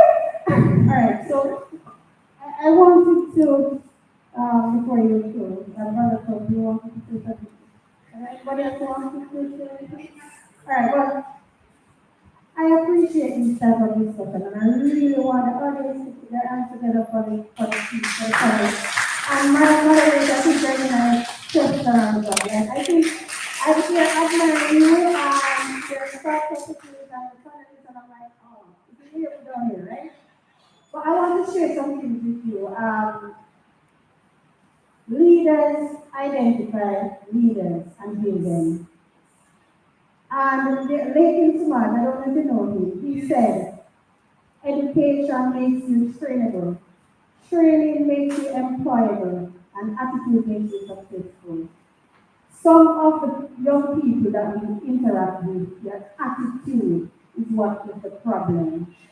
And we want to have to appreciate that experience teaches wisdom. So persons and young people need mentors They need guidance. And some of the persons who are there associated with mentoring them are not necessarily mentors either. So you have to know what you want for yourself because it can be mentored, but what is it that you're mentored about? That's also very important. I also want to, I took notes that I want to share from both panelists. I was taking notes. And I am very intrigued because these points resonate with me. Young leaders live with an attitude of gratitude. That's what you need to do. Once you are gratified, once you appreciate where you are and what you have, then you will be okay. I don't know if you saw this video where they said that some persons achieve things at a certain age, early age, some persons at an older age. It doesn't mean that they cannot be successful. It just means that it is not just not their time yet. And if you surround yourself with 50 thieves, you become the 51st one. And if you surround yourself with 50 leaders, you will become the 51st one. It means that you have to choose yourself as well. Yes. But I want to say this. Inspire yourself and aspire to inspire others. Maria said that. And that is left with me. Respect people and where they are coming from because we do not kill champions, we build champions. That resonated as well. Remember, rejection is a redirection. Life is not only about work. Take time for yourself, be curious, collaborate, and grow. You are not just tomorrow's leaders, you are today's leaders, the champions of progress. And I believe that having listened to all of this, that is what I take from it, and I think I'm looking forward to forum number 2. Thank you.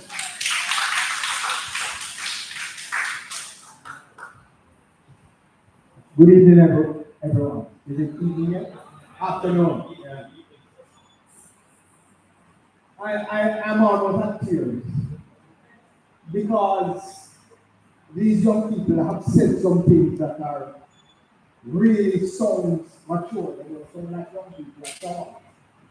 And the moderator was just over the roof. 20 out of 10. 20 out of 10. Why am I so proud of the young people? I'm proud of the young people because in the 1980s, I was a part of the officer corps that was formed the Young People's Group and the Women's Committee.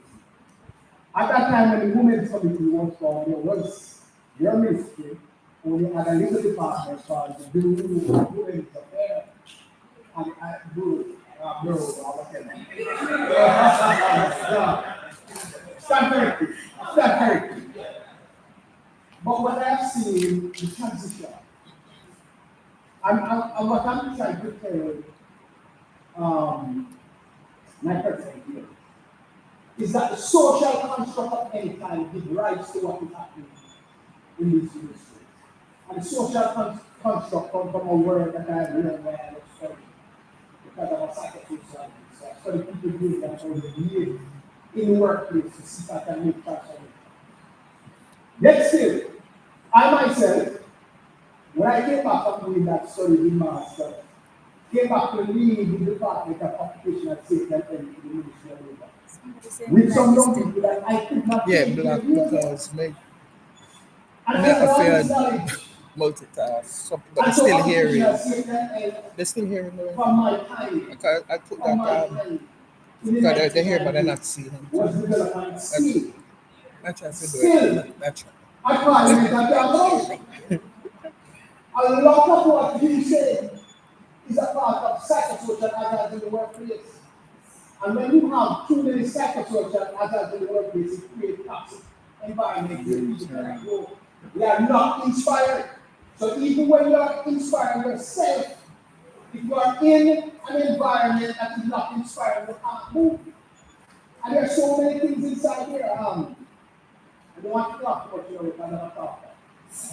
Recently, the president has been working on a project developing wholesome workplace in the public sector. And I've developed a tool that I can assess all different workplaces. One of the things that I found forward when I did a survey is that young workers have only one interest money. And that hurts me. Because I know when I was young, I had other interests outside of home. This beautiful park was built in the 1960s, went into the 1970s to attract and interest the young people to participate in sports and social events that would grow them. It dwindled right down to, I can remember in the 70s, coming up into the 80s, so I'm on this group. In the 70s, when I was further to something that we are doing, I would like to accept that to you and to ask you for your permission. If you saw the soul mics that we need to do, because we are working on a project using some of those soul mics, which are very important. So I just want to ask you friends, so it's choosing yourself that you can do. Thank you very much. Thank you so very much. So remember when I started out, I said, don't have an agenda, you can't attend that, right? So I will be giving you the agenda. I'll be continuing with the agenda, so you can't say about attending, because I have an agenda.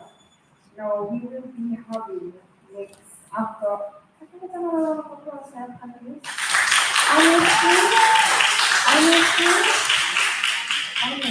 and I just want you guys to know that each person that you're sitting in this room with is great. Every single one of us in this room is great. So you can't say that you're greatness. You're in the space of greatness. You're in the space of change, and you're in the space of newness.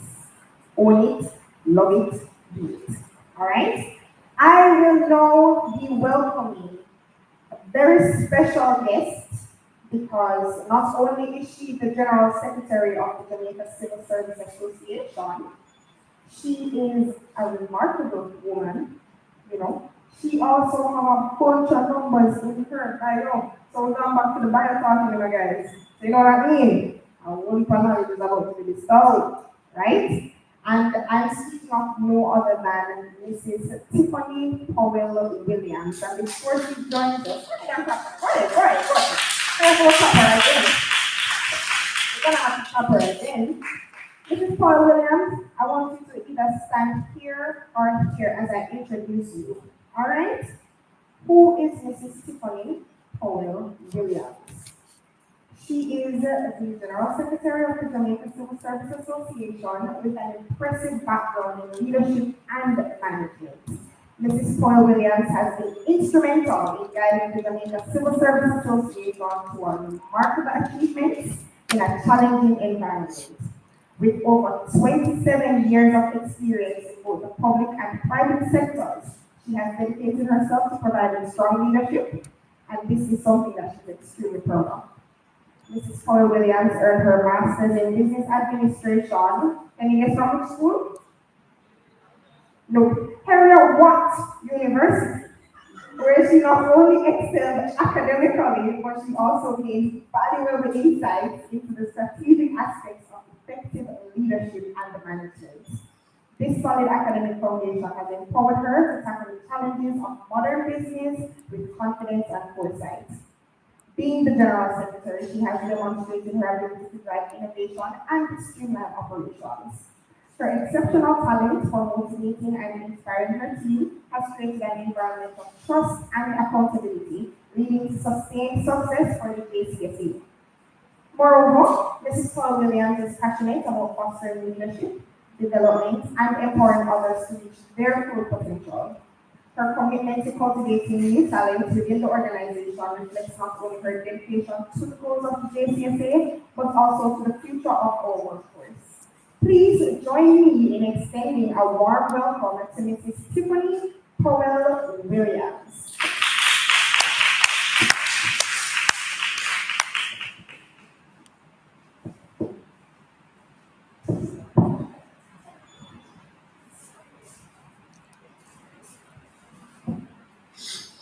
Good afternoon, Madam President, Mr. Clark Griffith, our former Honorary Secretary and First Vice President, Mr. Robert Chung, our panelists and moderator, and of course, ladies and gentlemen, And seeing the audience, we have members of our executive committee as well as members on chapter executive.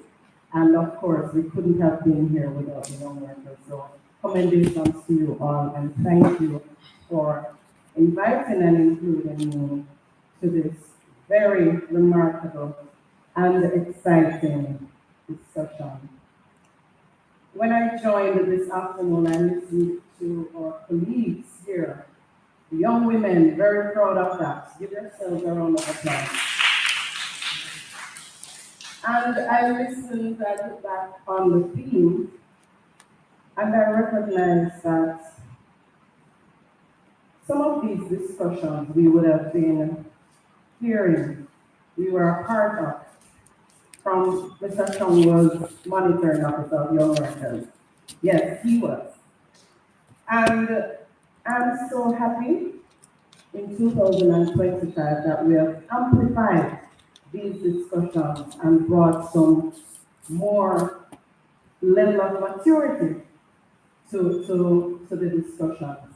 I'm hearing the talks being balanced, and I realize that a lot of us don't understand the power of a union.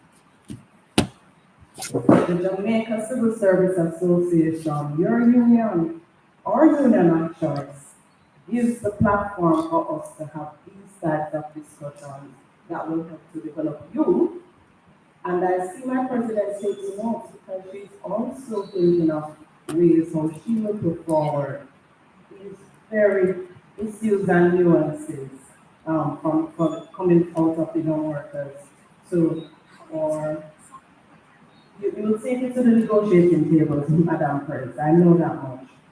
So the theme, navigating growth and inclusion in the workplace as a young worker, it involves a lot of strategies. I'm going to tell you a little bit about my experience. I heard Brother Alan and I heard Sister Rhonda. They spoke about their lived realities. And when I hear about social media, I have a 16-year-old. And when she was 6, you put on the thing on Google the age. So you have a parental control. At 16, she's so ahead and I'm so behind.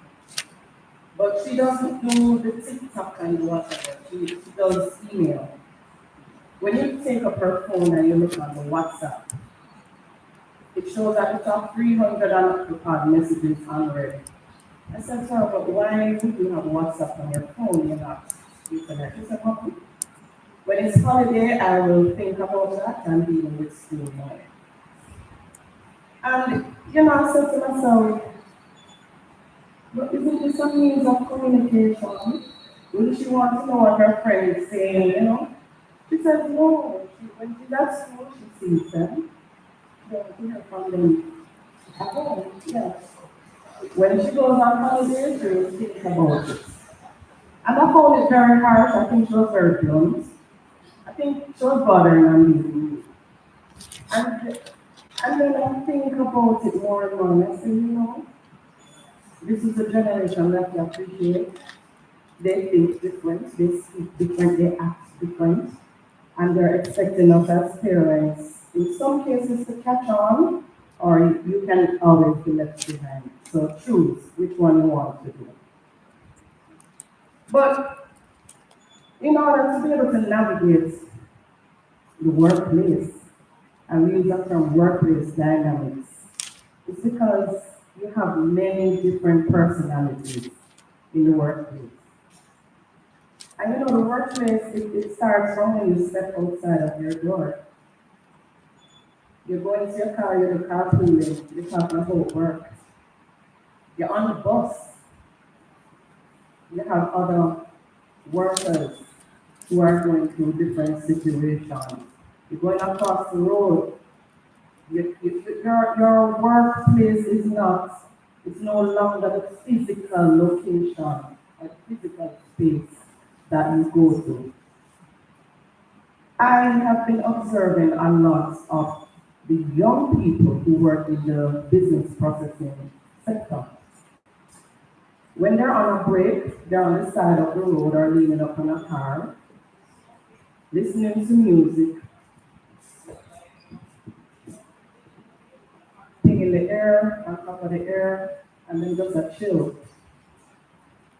They wear their big pants, sweatpants, sweat tops, merino, some things looking like nightgowns or pajamas. But, and you know, I said to myself, but the culture is really shifted. I recall calling one of them who is in my scheme, and I said, do you get, when you were being onboarded, do you get an HR manual? She said, oh yes, I received, I have it on my phone. So let me just zoom in on some point. And then when I look, and I'm saying, they clearly understood that generation, the millennials, or the baby boomers era, and a difference, and we have to own these new upcoming, upbudding leaders. They don't have boundaries in their manual when it comes to how you dress. All they want to know is that you deliver. At the end of the week, you meet your targets. They give you the health insurance, the maternity leave, because when they just came in Jamaica, they didn't have those benefits, and the trade union under the JCT did negotiate, advocate for it. So more and more you see them coming, they're giving these benefits. And I said to her, what is your career path? She said, well, you know, to tell you the truth, when I go to high school, we choose the sciences, but you know, the chemistry and the biology all work out. So from them time, I tell myself, so look here, a BPO model, we just get the $80,000 at 120. We go out and can send myself to university, and my mother cannot afford it. So I said, so when you go to university, what do you aspire to do? She said, well, you think about it, because you want to go on neurological surgeon. But when I can afford it with BPO pay, and I have a sister and a brother, and mama, I have to help my mother to look good. And then I know it's hard as it hard. So I'm just going to accept the $80,000, and so I can do. So I said, so in my heart, you really want to be a doctor. She said, yeah, but I kind of push it back because I have a lot of things I'm have to deliver to my mother, and my sister, and my brother. Now, we have a lot of young people that have these stories. And they're not going to come and say it, you know, but they act out. You know, you have some little spoiled children and you say, why don't I be a good and you are, you know, they're so rude. So they are acting out in the workplaces. Unfortunately, our HR professionals are not at that place. And it's a chunk of the word psychosocial analysis, which requires an understanding of psychosocial behaviors. Sisters spoke about depression. Sisters spoke about mental health. These are words that we have been hearing more often. And I can tell you, my president has put mental health it was on the back burner, but she has an understanding because of the grievances that come into the JCC. And she has now licked it off and put it on the front burner. So I feel like gas stove where I use now and I have street electric, but we have a plan B, don't worry. So the challenges that permeates our workplace and workspaces requires us to have a deeper understanding of what's happening in the mind. Because what is in the mind is what will be acted out. Right? Brand new, I heard that. Noria? Brand new. How many of you understand the concept of brand new? I'm going to use one of my executive members, Brother Alan. Put him on the spot. Can you stand, Brother Alan? All right. And this is Alan Carter. When Alan came in, he said he was a young worker. Look at Alan. Turn around to the audience. Let them see you. Alan, put one of your hand in your pocket, but man, you don't want me to brand new. This is how you talk about brand new. Alan, appreciate the Alan Carter brand. There's no other Alan Carter born on his birthday. So we have to, all right. Because there's another Alan Carter, but none like this brand. All right.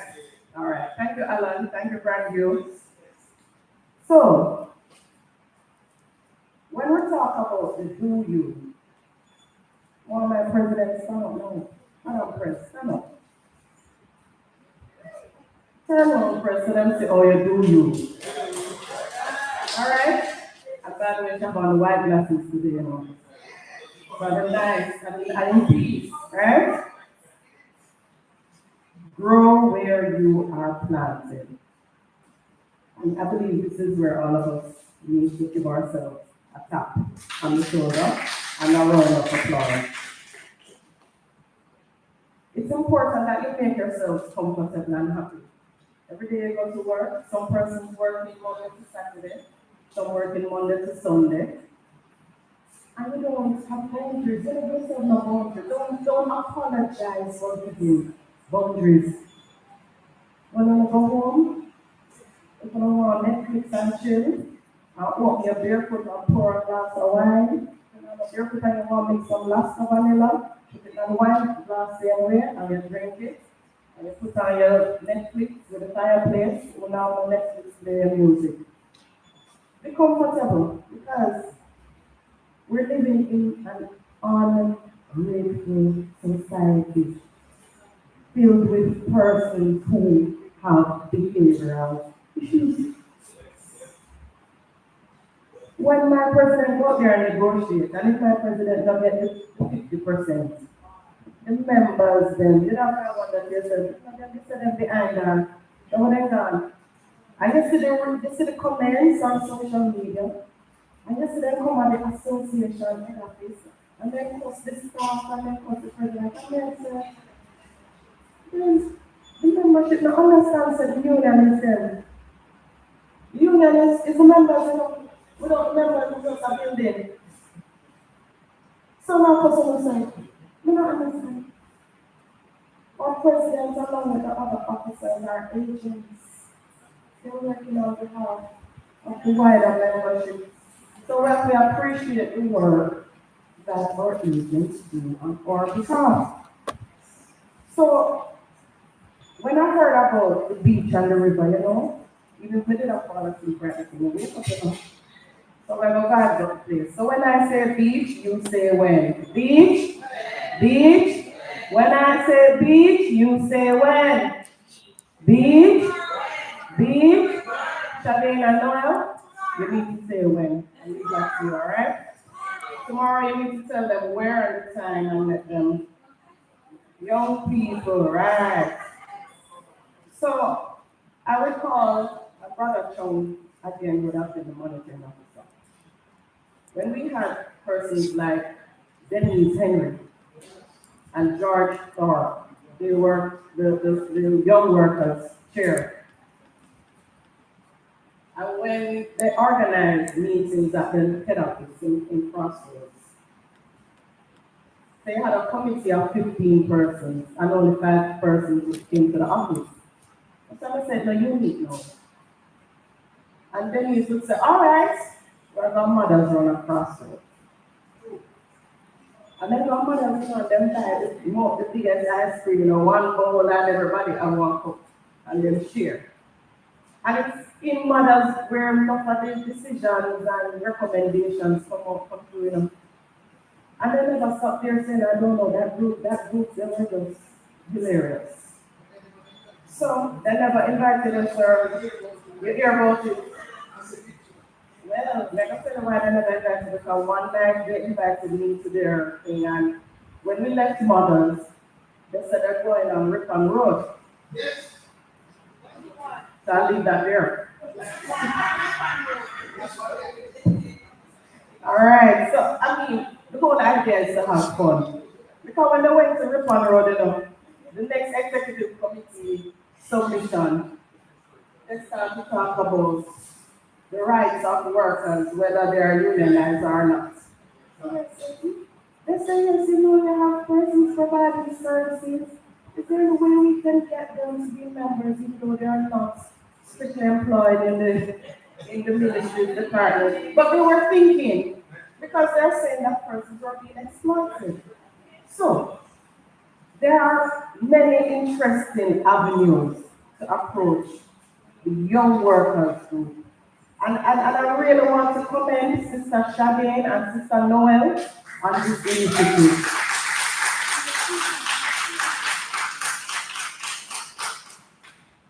A lot of times, and Shadine right now, I'm not going to say a lot, but it's hard when you're in a ministry. Today, your ministry is ministry of keeping things cool, and then tomorrow, you can't keep something. You don't even know where they are. And then you have that on your mind, and you say to yourself, where's the stability? Where am I? What is going to happen to me? But Shading, you have your union, don't worry about that. But I'm just bringing all these things. So if Shading to shut down Monday, somebody called Shading and when they get a bad reaction from her. It's not because she's not courteous and she's not a manners. But Shading go through some stuff. Work related, and if you have personal things coupled with personality. So I'm going to ask that we be kind to each other. My sister, you spoke about empathy. A lot of the managers still don't understand the concept. Whose responsibility is it, Joe? A lot of us have IQs, but no EQ. So we're intellect up there now. But when it comes to the emotional intelligence, that includes the empathy, it is absent. And we have to start to hone these skills. These are the skills of the future. You hear people talk about AI. Robots let us get up and do things. It's the human element that puts that code and create the code into language. And then when you press the button, the robot says, hi, good morning, how can I help? But what I feel when the robot can't talk no more? Come back to the human element, right? So the human element is always important. Sisters, I listened, and I just want to say the world of work, and something that we heard about in the audience. And I started to think more about it. What is the norm in society? Because I come to work and I wear the black stocking. Let me go backtrack. So you want to be an immigration officer, you would have had an understanding that you have to be uniform, right? You have to wear your gray skirt, your black stocking, the black shoes that they provide for you, the white blouse, your epaulets and your thing. This generation, persons 22, 20, 21, now that. If they come in at the gray skirt and the white blouse and now wear the epaulets, and the market says that hurt them shoulder, and the market says them shave or they use the nair, and them have allergies to stocking, and the market says the boot not conform with them toenail and them polish it and them can't order. So all them want are the little money at the end of the month. Them no longer push nobody but themselves. So can you blame them for that, for being that way? Yes, sir, John? Do I blame them? And that's why Alan said, a lot of them, they're not displaying that courtesy, the diplomacy, the mannerism. And then I started to think about that, Alan told me and said, they're not going to guide them.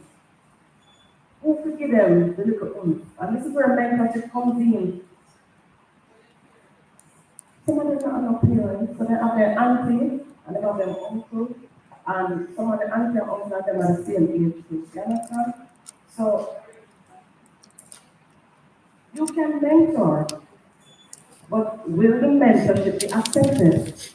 That's another thing, JCSA some years ago would have had a mentorship program. But to be honest, I think its implementation was one thing, but I don't think it truly included the young workers. Because if you have a mentorship program for young workers, you have to include young workers in developing something for young workers. Not true. It can't be the one then I said, this is what we want you to prescribe to. So when we talk about mentorship, what do we want? What is the outcome? We want to connect. We want to be able to connect with you. We want you to understand those challenges based on experiences. Mr. Chung, again, I'm always have a call from Mr. Chung. We had a supervisor in JCSA. This is Ruth Grace Clayton. May her soul rest in peace. When I just started to work at JCSA, and you hear me call her name, that's how she introduces herself. I am Mrs. Ruth Grace Clayton. I don't know how many of you ever look at circulars from the Ministry of Finance, long-time circulars, where persons would, so like a Cecile Clare, the circular never had Cecile Clare in it. Cecile was our middle name. So it would have had the letter Cecile Clare. And I would say, why them always so much name? What is the distinguishedness, of the name? Let's talk about the brand new, that was to them brand new. But coming back to Mrs. Clayton, when you came into the association and you are walking, she said, come young lady. Oh. I just felt special in the car and said, you man, I feel like I work at the Governor General office. And Mrs. Clayton will say, don't you see Mr. Chung? Don't you see Mr. Chung? The first vice president, don't you see Mr. Chung? You really shoot one side. And I know Mr. Chung, look here, focus on it up and up. Everybody did have to understand the game, If persons complain, I don't know if I hear it, but I am a byproduct of Mrs. Ruth Grace Clayton. Kelvin Thomas, who persons could have said was hard to train. Kelvin was another remarkable byproduct of Ruth Grace Clayton. Mr. Chung, we can't forget her. Ruth Grace Clayton had standards and she believed that the norm is not good, it's not good. She believed that you should be exceptional in what you do. So she spoke about punctuality. She spoke about preparedness. Turn it off. She spoke about purpose. She spoke about passion. And she drove this in your mind every day, up to the day that she retired from the JCSA. She wanted members and staff of the JCSA to be mentored, to have ingrained in them the standards that are expected of young people, because you realize that you had to hit those young persons in order for the change to be implemented. So I want to also say that you must be proactive. You can't follow nobody says it. You know, you never ask her the question that I have to give up an answer. Oh, she's so no. The last year she do her bachelor, now she want to do master's. Girls just sit on one side, and I need to have certificates. Continue to be proactive. Continue to do you and build your brand. In everything that we do, we must build our network. We have to have relationships. I want to have relationships, and I thought the intimate ones. That's how we never blue mountain, but you never see the blue.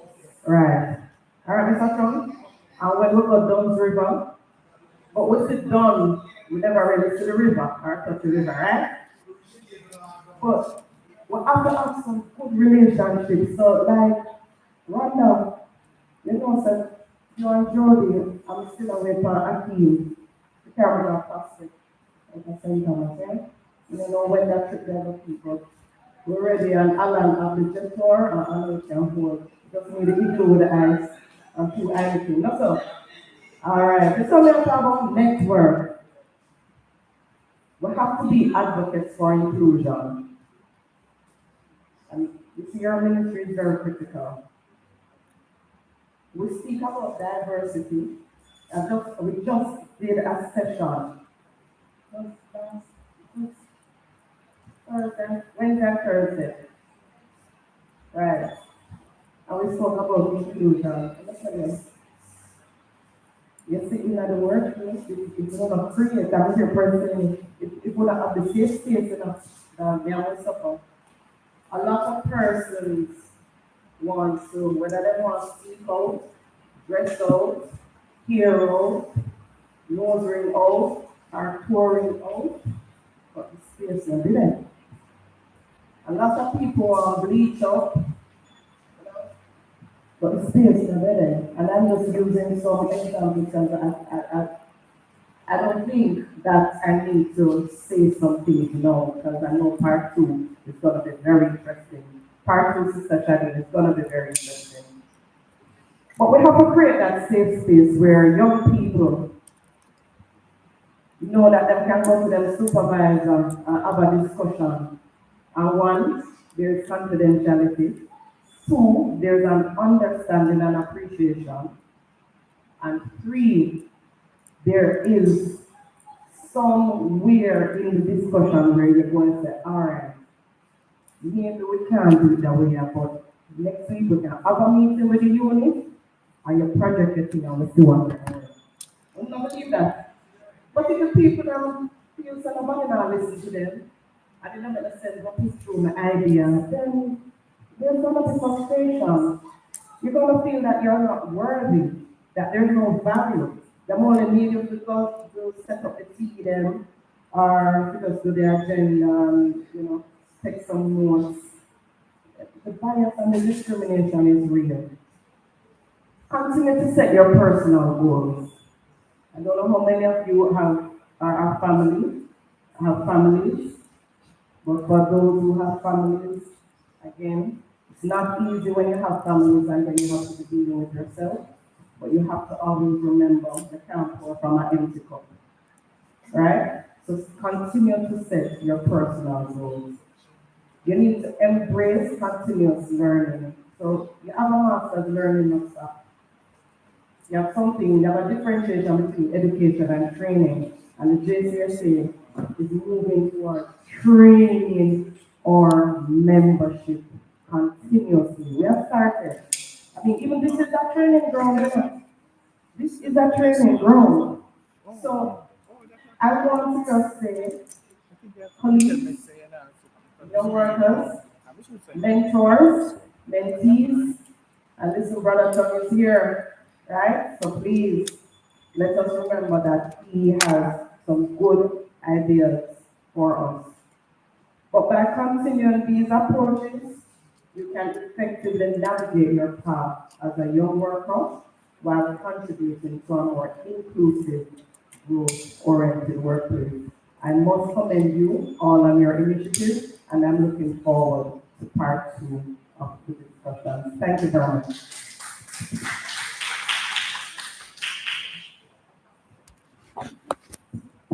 Thank you so very much to Mrs. Cole Williams. Not only left us with fleshed out versions of the epics that we have got and the nuggets that would have been given out to us today.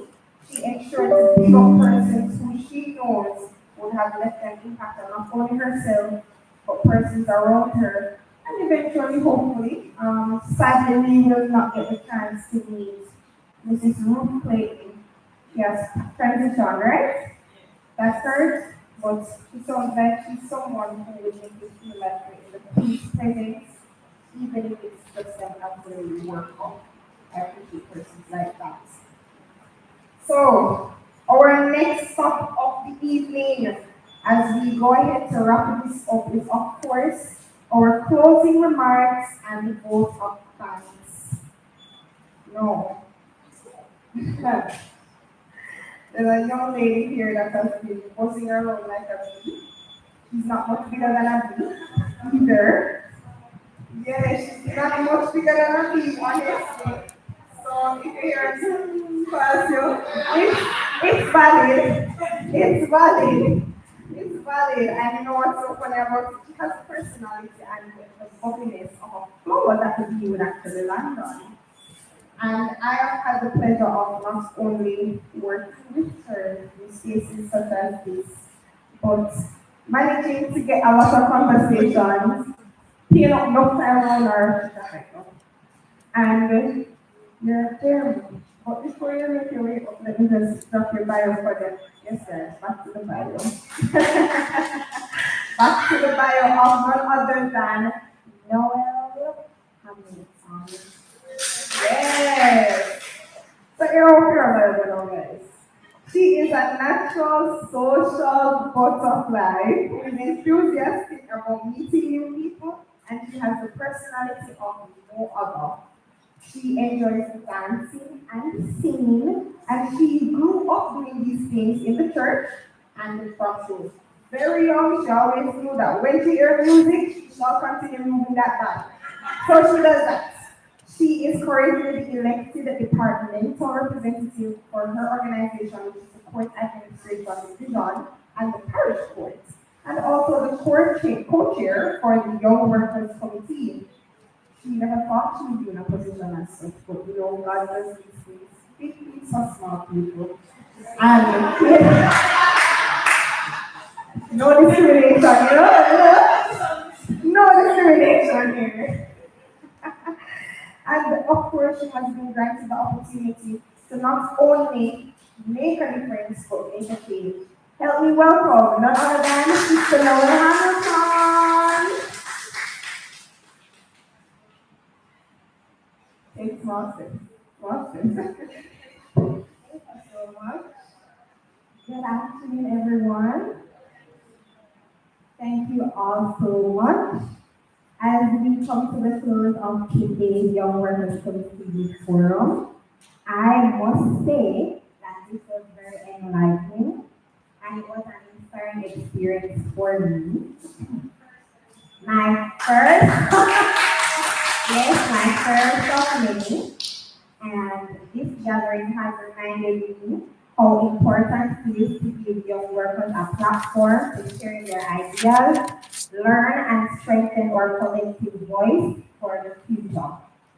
On behalf of the Young Workers Committee, I would like to extend my deepest gratitude to all who made this forum possible. To our host, Mrs. Dominique Mitchell, for so gracefully guiding us through today's program. Sister Akim Colson, thank you so much for opening our event with prayer and setting the right tone for today. I would also like to recognize and appreciate the unwavering support of the Jamaica Civil Service Association, because without them, this would not have been possible. To our president, Mrs. Tina Clark Griffith, and the General Secretary and Overseer of the Young Workers Committee, Mrs. Tiffany Powell Williams. Your leadership, encouragement, and presence here today really means a lot to us. Thank you so much. A special thank you to our panelists.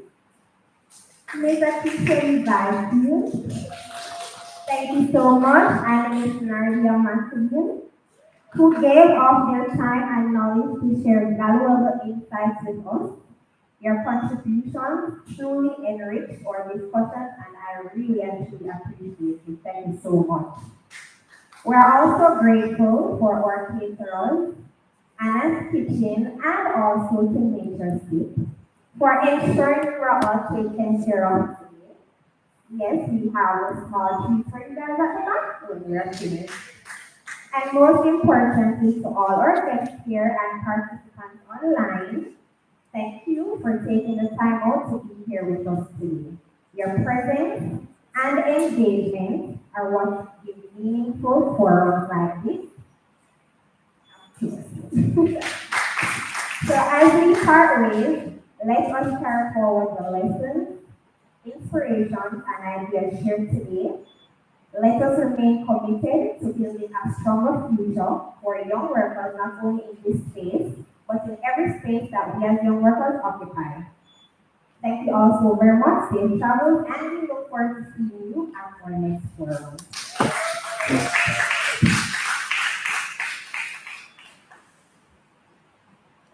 Thank you, Noel. Yes. All right, guys. So we have come to our last stop for the evening. But guess what? I wanted to point out something that I'm not sure many of you have taken note of.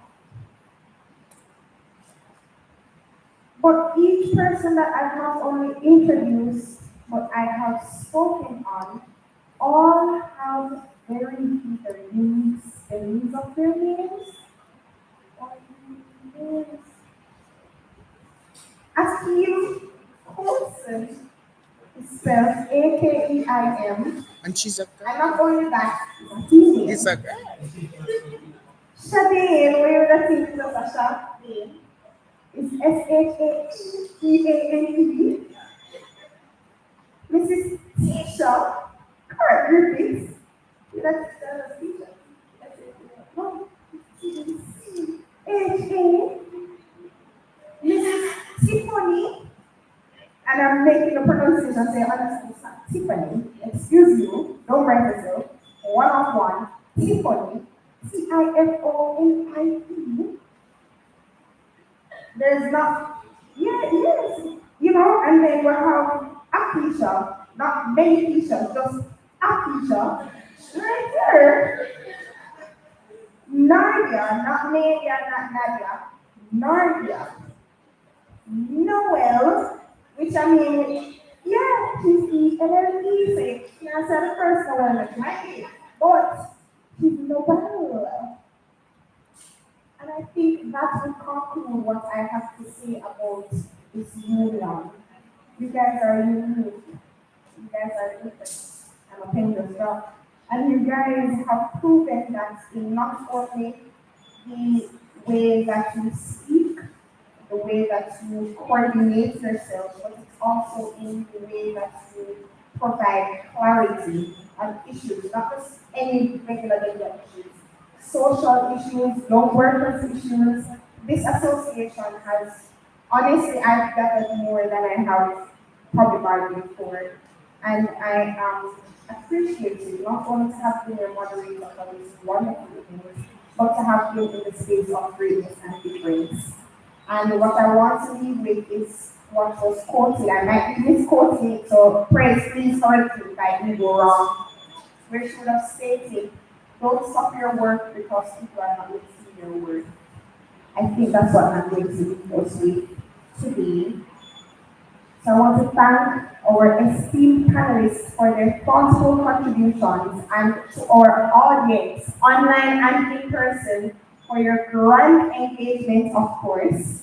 This discussion has underscored that empowering leaders is not just about opportunity, it's about creating an environment that values well-being, fairness, and inclusion.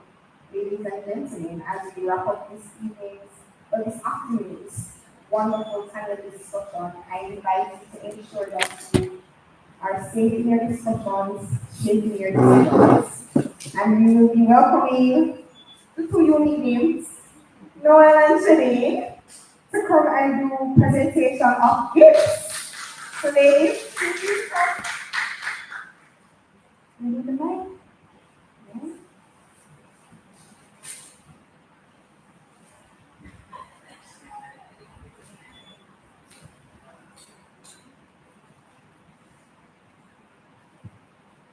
So, I would like to invite Mrs. Tiffany.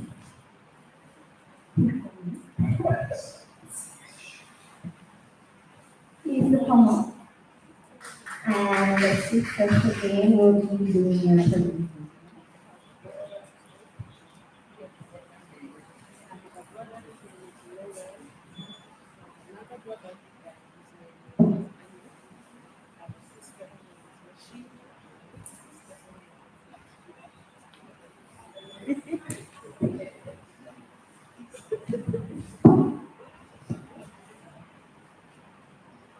I'm not seeing her thumbs up. Okay. So, it would be remiss of me not to say this because Shaheen, I believe this is a good platform to take on the regional and international scene. The Jamaica Civil Service Association Young Workers Committee has been over the past, from a long time, but we would have, stumbled a bit and we got back on our feet and with Shaheen and Noel, I must say to you that from a regional perspective, we are affiliated to Public Services International, which is a global union federation, and from a regional and international platform, Caribbean Public Services Association, or young workers are being. So I can tell you that this scheme will be on the agenda at our CPSA conference next year in Grenada. Thank you very much. Thank you very much. Thank you. Thank you, Jess. We want to give this speech to you. We want to thank you for taking time out of your busy schedule to be here with us today to give us the knowledge on how to navigate the public sector as young workers. We definitely learned a lot. Definitely learned that we need to take rest. We need to, as young workers, know how to present ourselves. We need to embrace our brand, right? Thank you, Jess, for giving us all this knowledge. We hope you can do this again with us anytime we ask, right?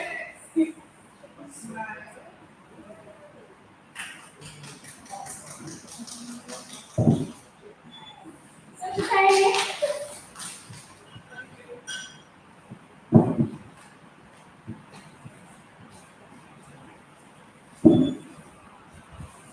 So, calling Mr. Jason, will you please come up on stage? And Mr. Reed will be presenting to our guest. Yes, I can show you back here. Could you come forward, please?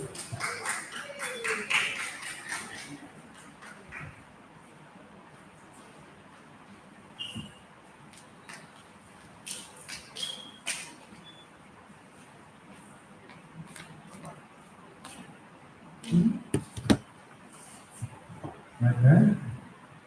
All right.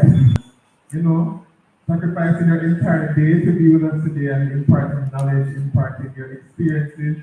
I'm sure that it has lodged in a very, deep things part in a positive way in our mind that we will continue to inspire others. And I'm sure that, even though we talk about the ageism and the young people business and, it has lodged somewhere and we wish to continue learning and growing and we thank you so much. This is a small token of our appreciation and hope that you will come back again. Thank you.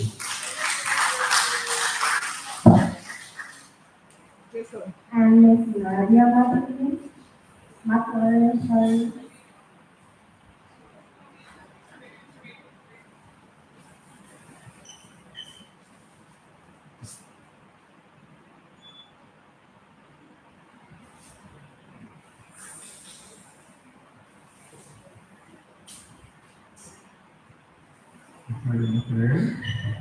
The President Peter. All right. Thank you. All right, so Ms. McLaren, again, we thank you so much for coming to spend your day with us to impart knowledge. And, one thing that would stood out for me is, aspire to inspire. And, as young people, sometimes we just dive into the workplace and we drop in it and we just bubble and just going through the motions and we don't take, diligence and, accountability to actually know our leaders and to actually bloom where we're planted. Right? And to actually wait our turn and don't kill the leaders, right? So we thank you so much again for sharing so much of yourself with us. And this is a small token of how much we appreciate your JCA, your committee, and we hope that you will come again. Thank you.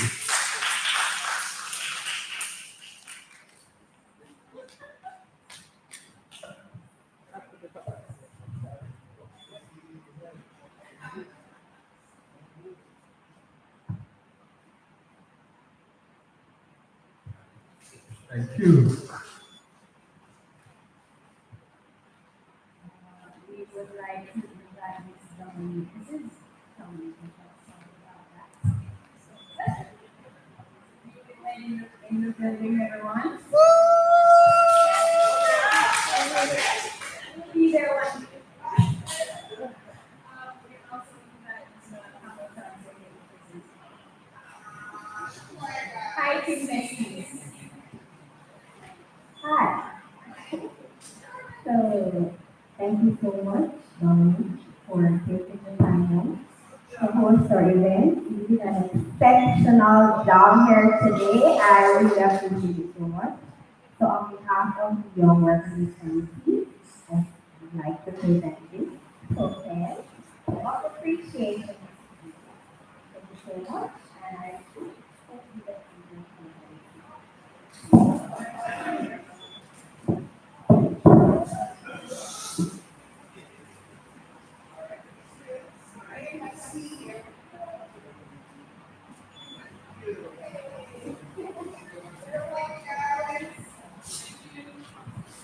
And we have saved the best for last.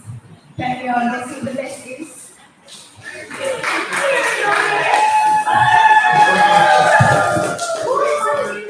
Wonderful president.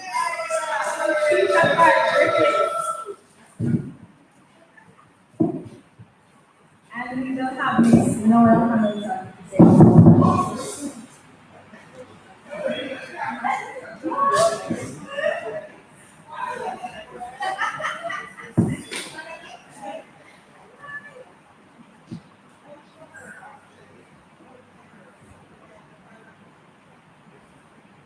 Right. So, Madam President, thank you so much for accepting our invitation to be here today.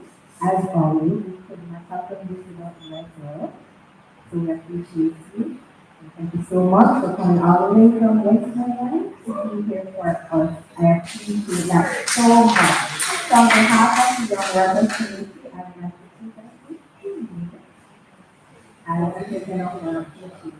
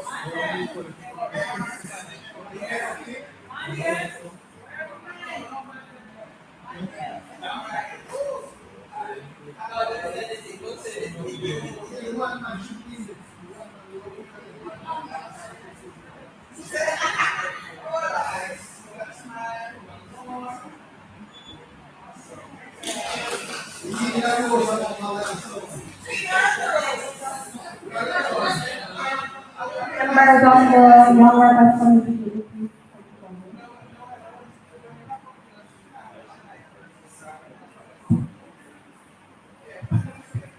Thank you, persons that are online for being at our forum today. We appreciate you guys so much. Until next time, have a good evening.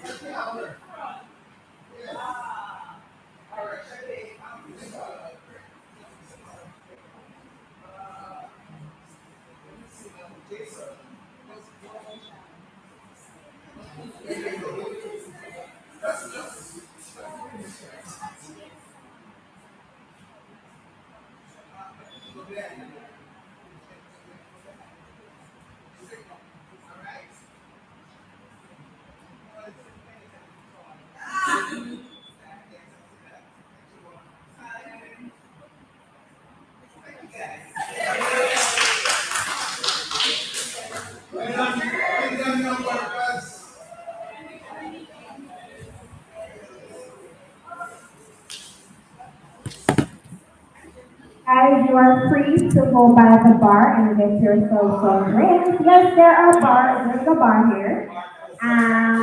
ACs are on there as well. And I was told that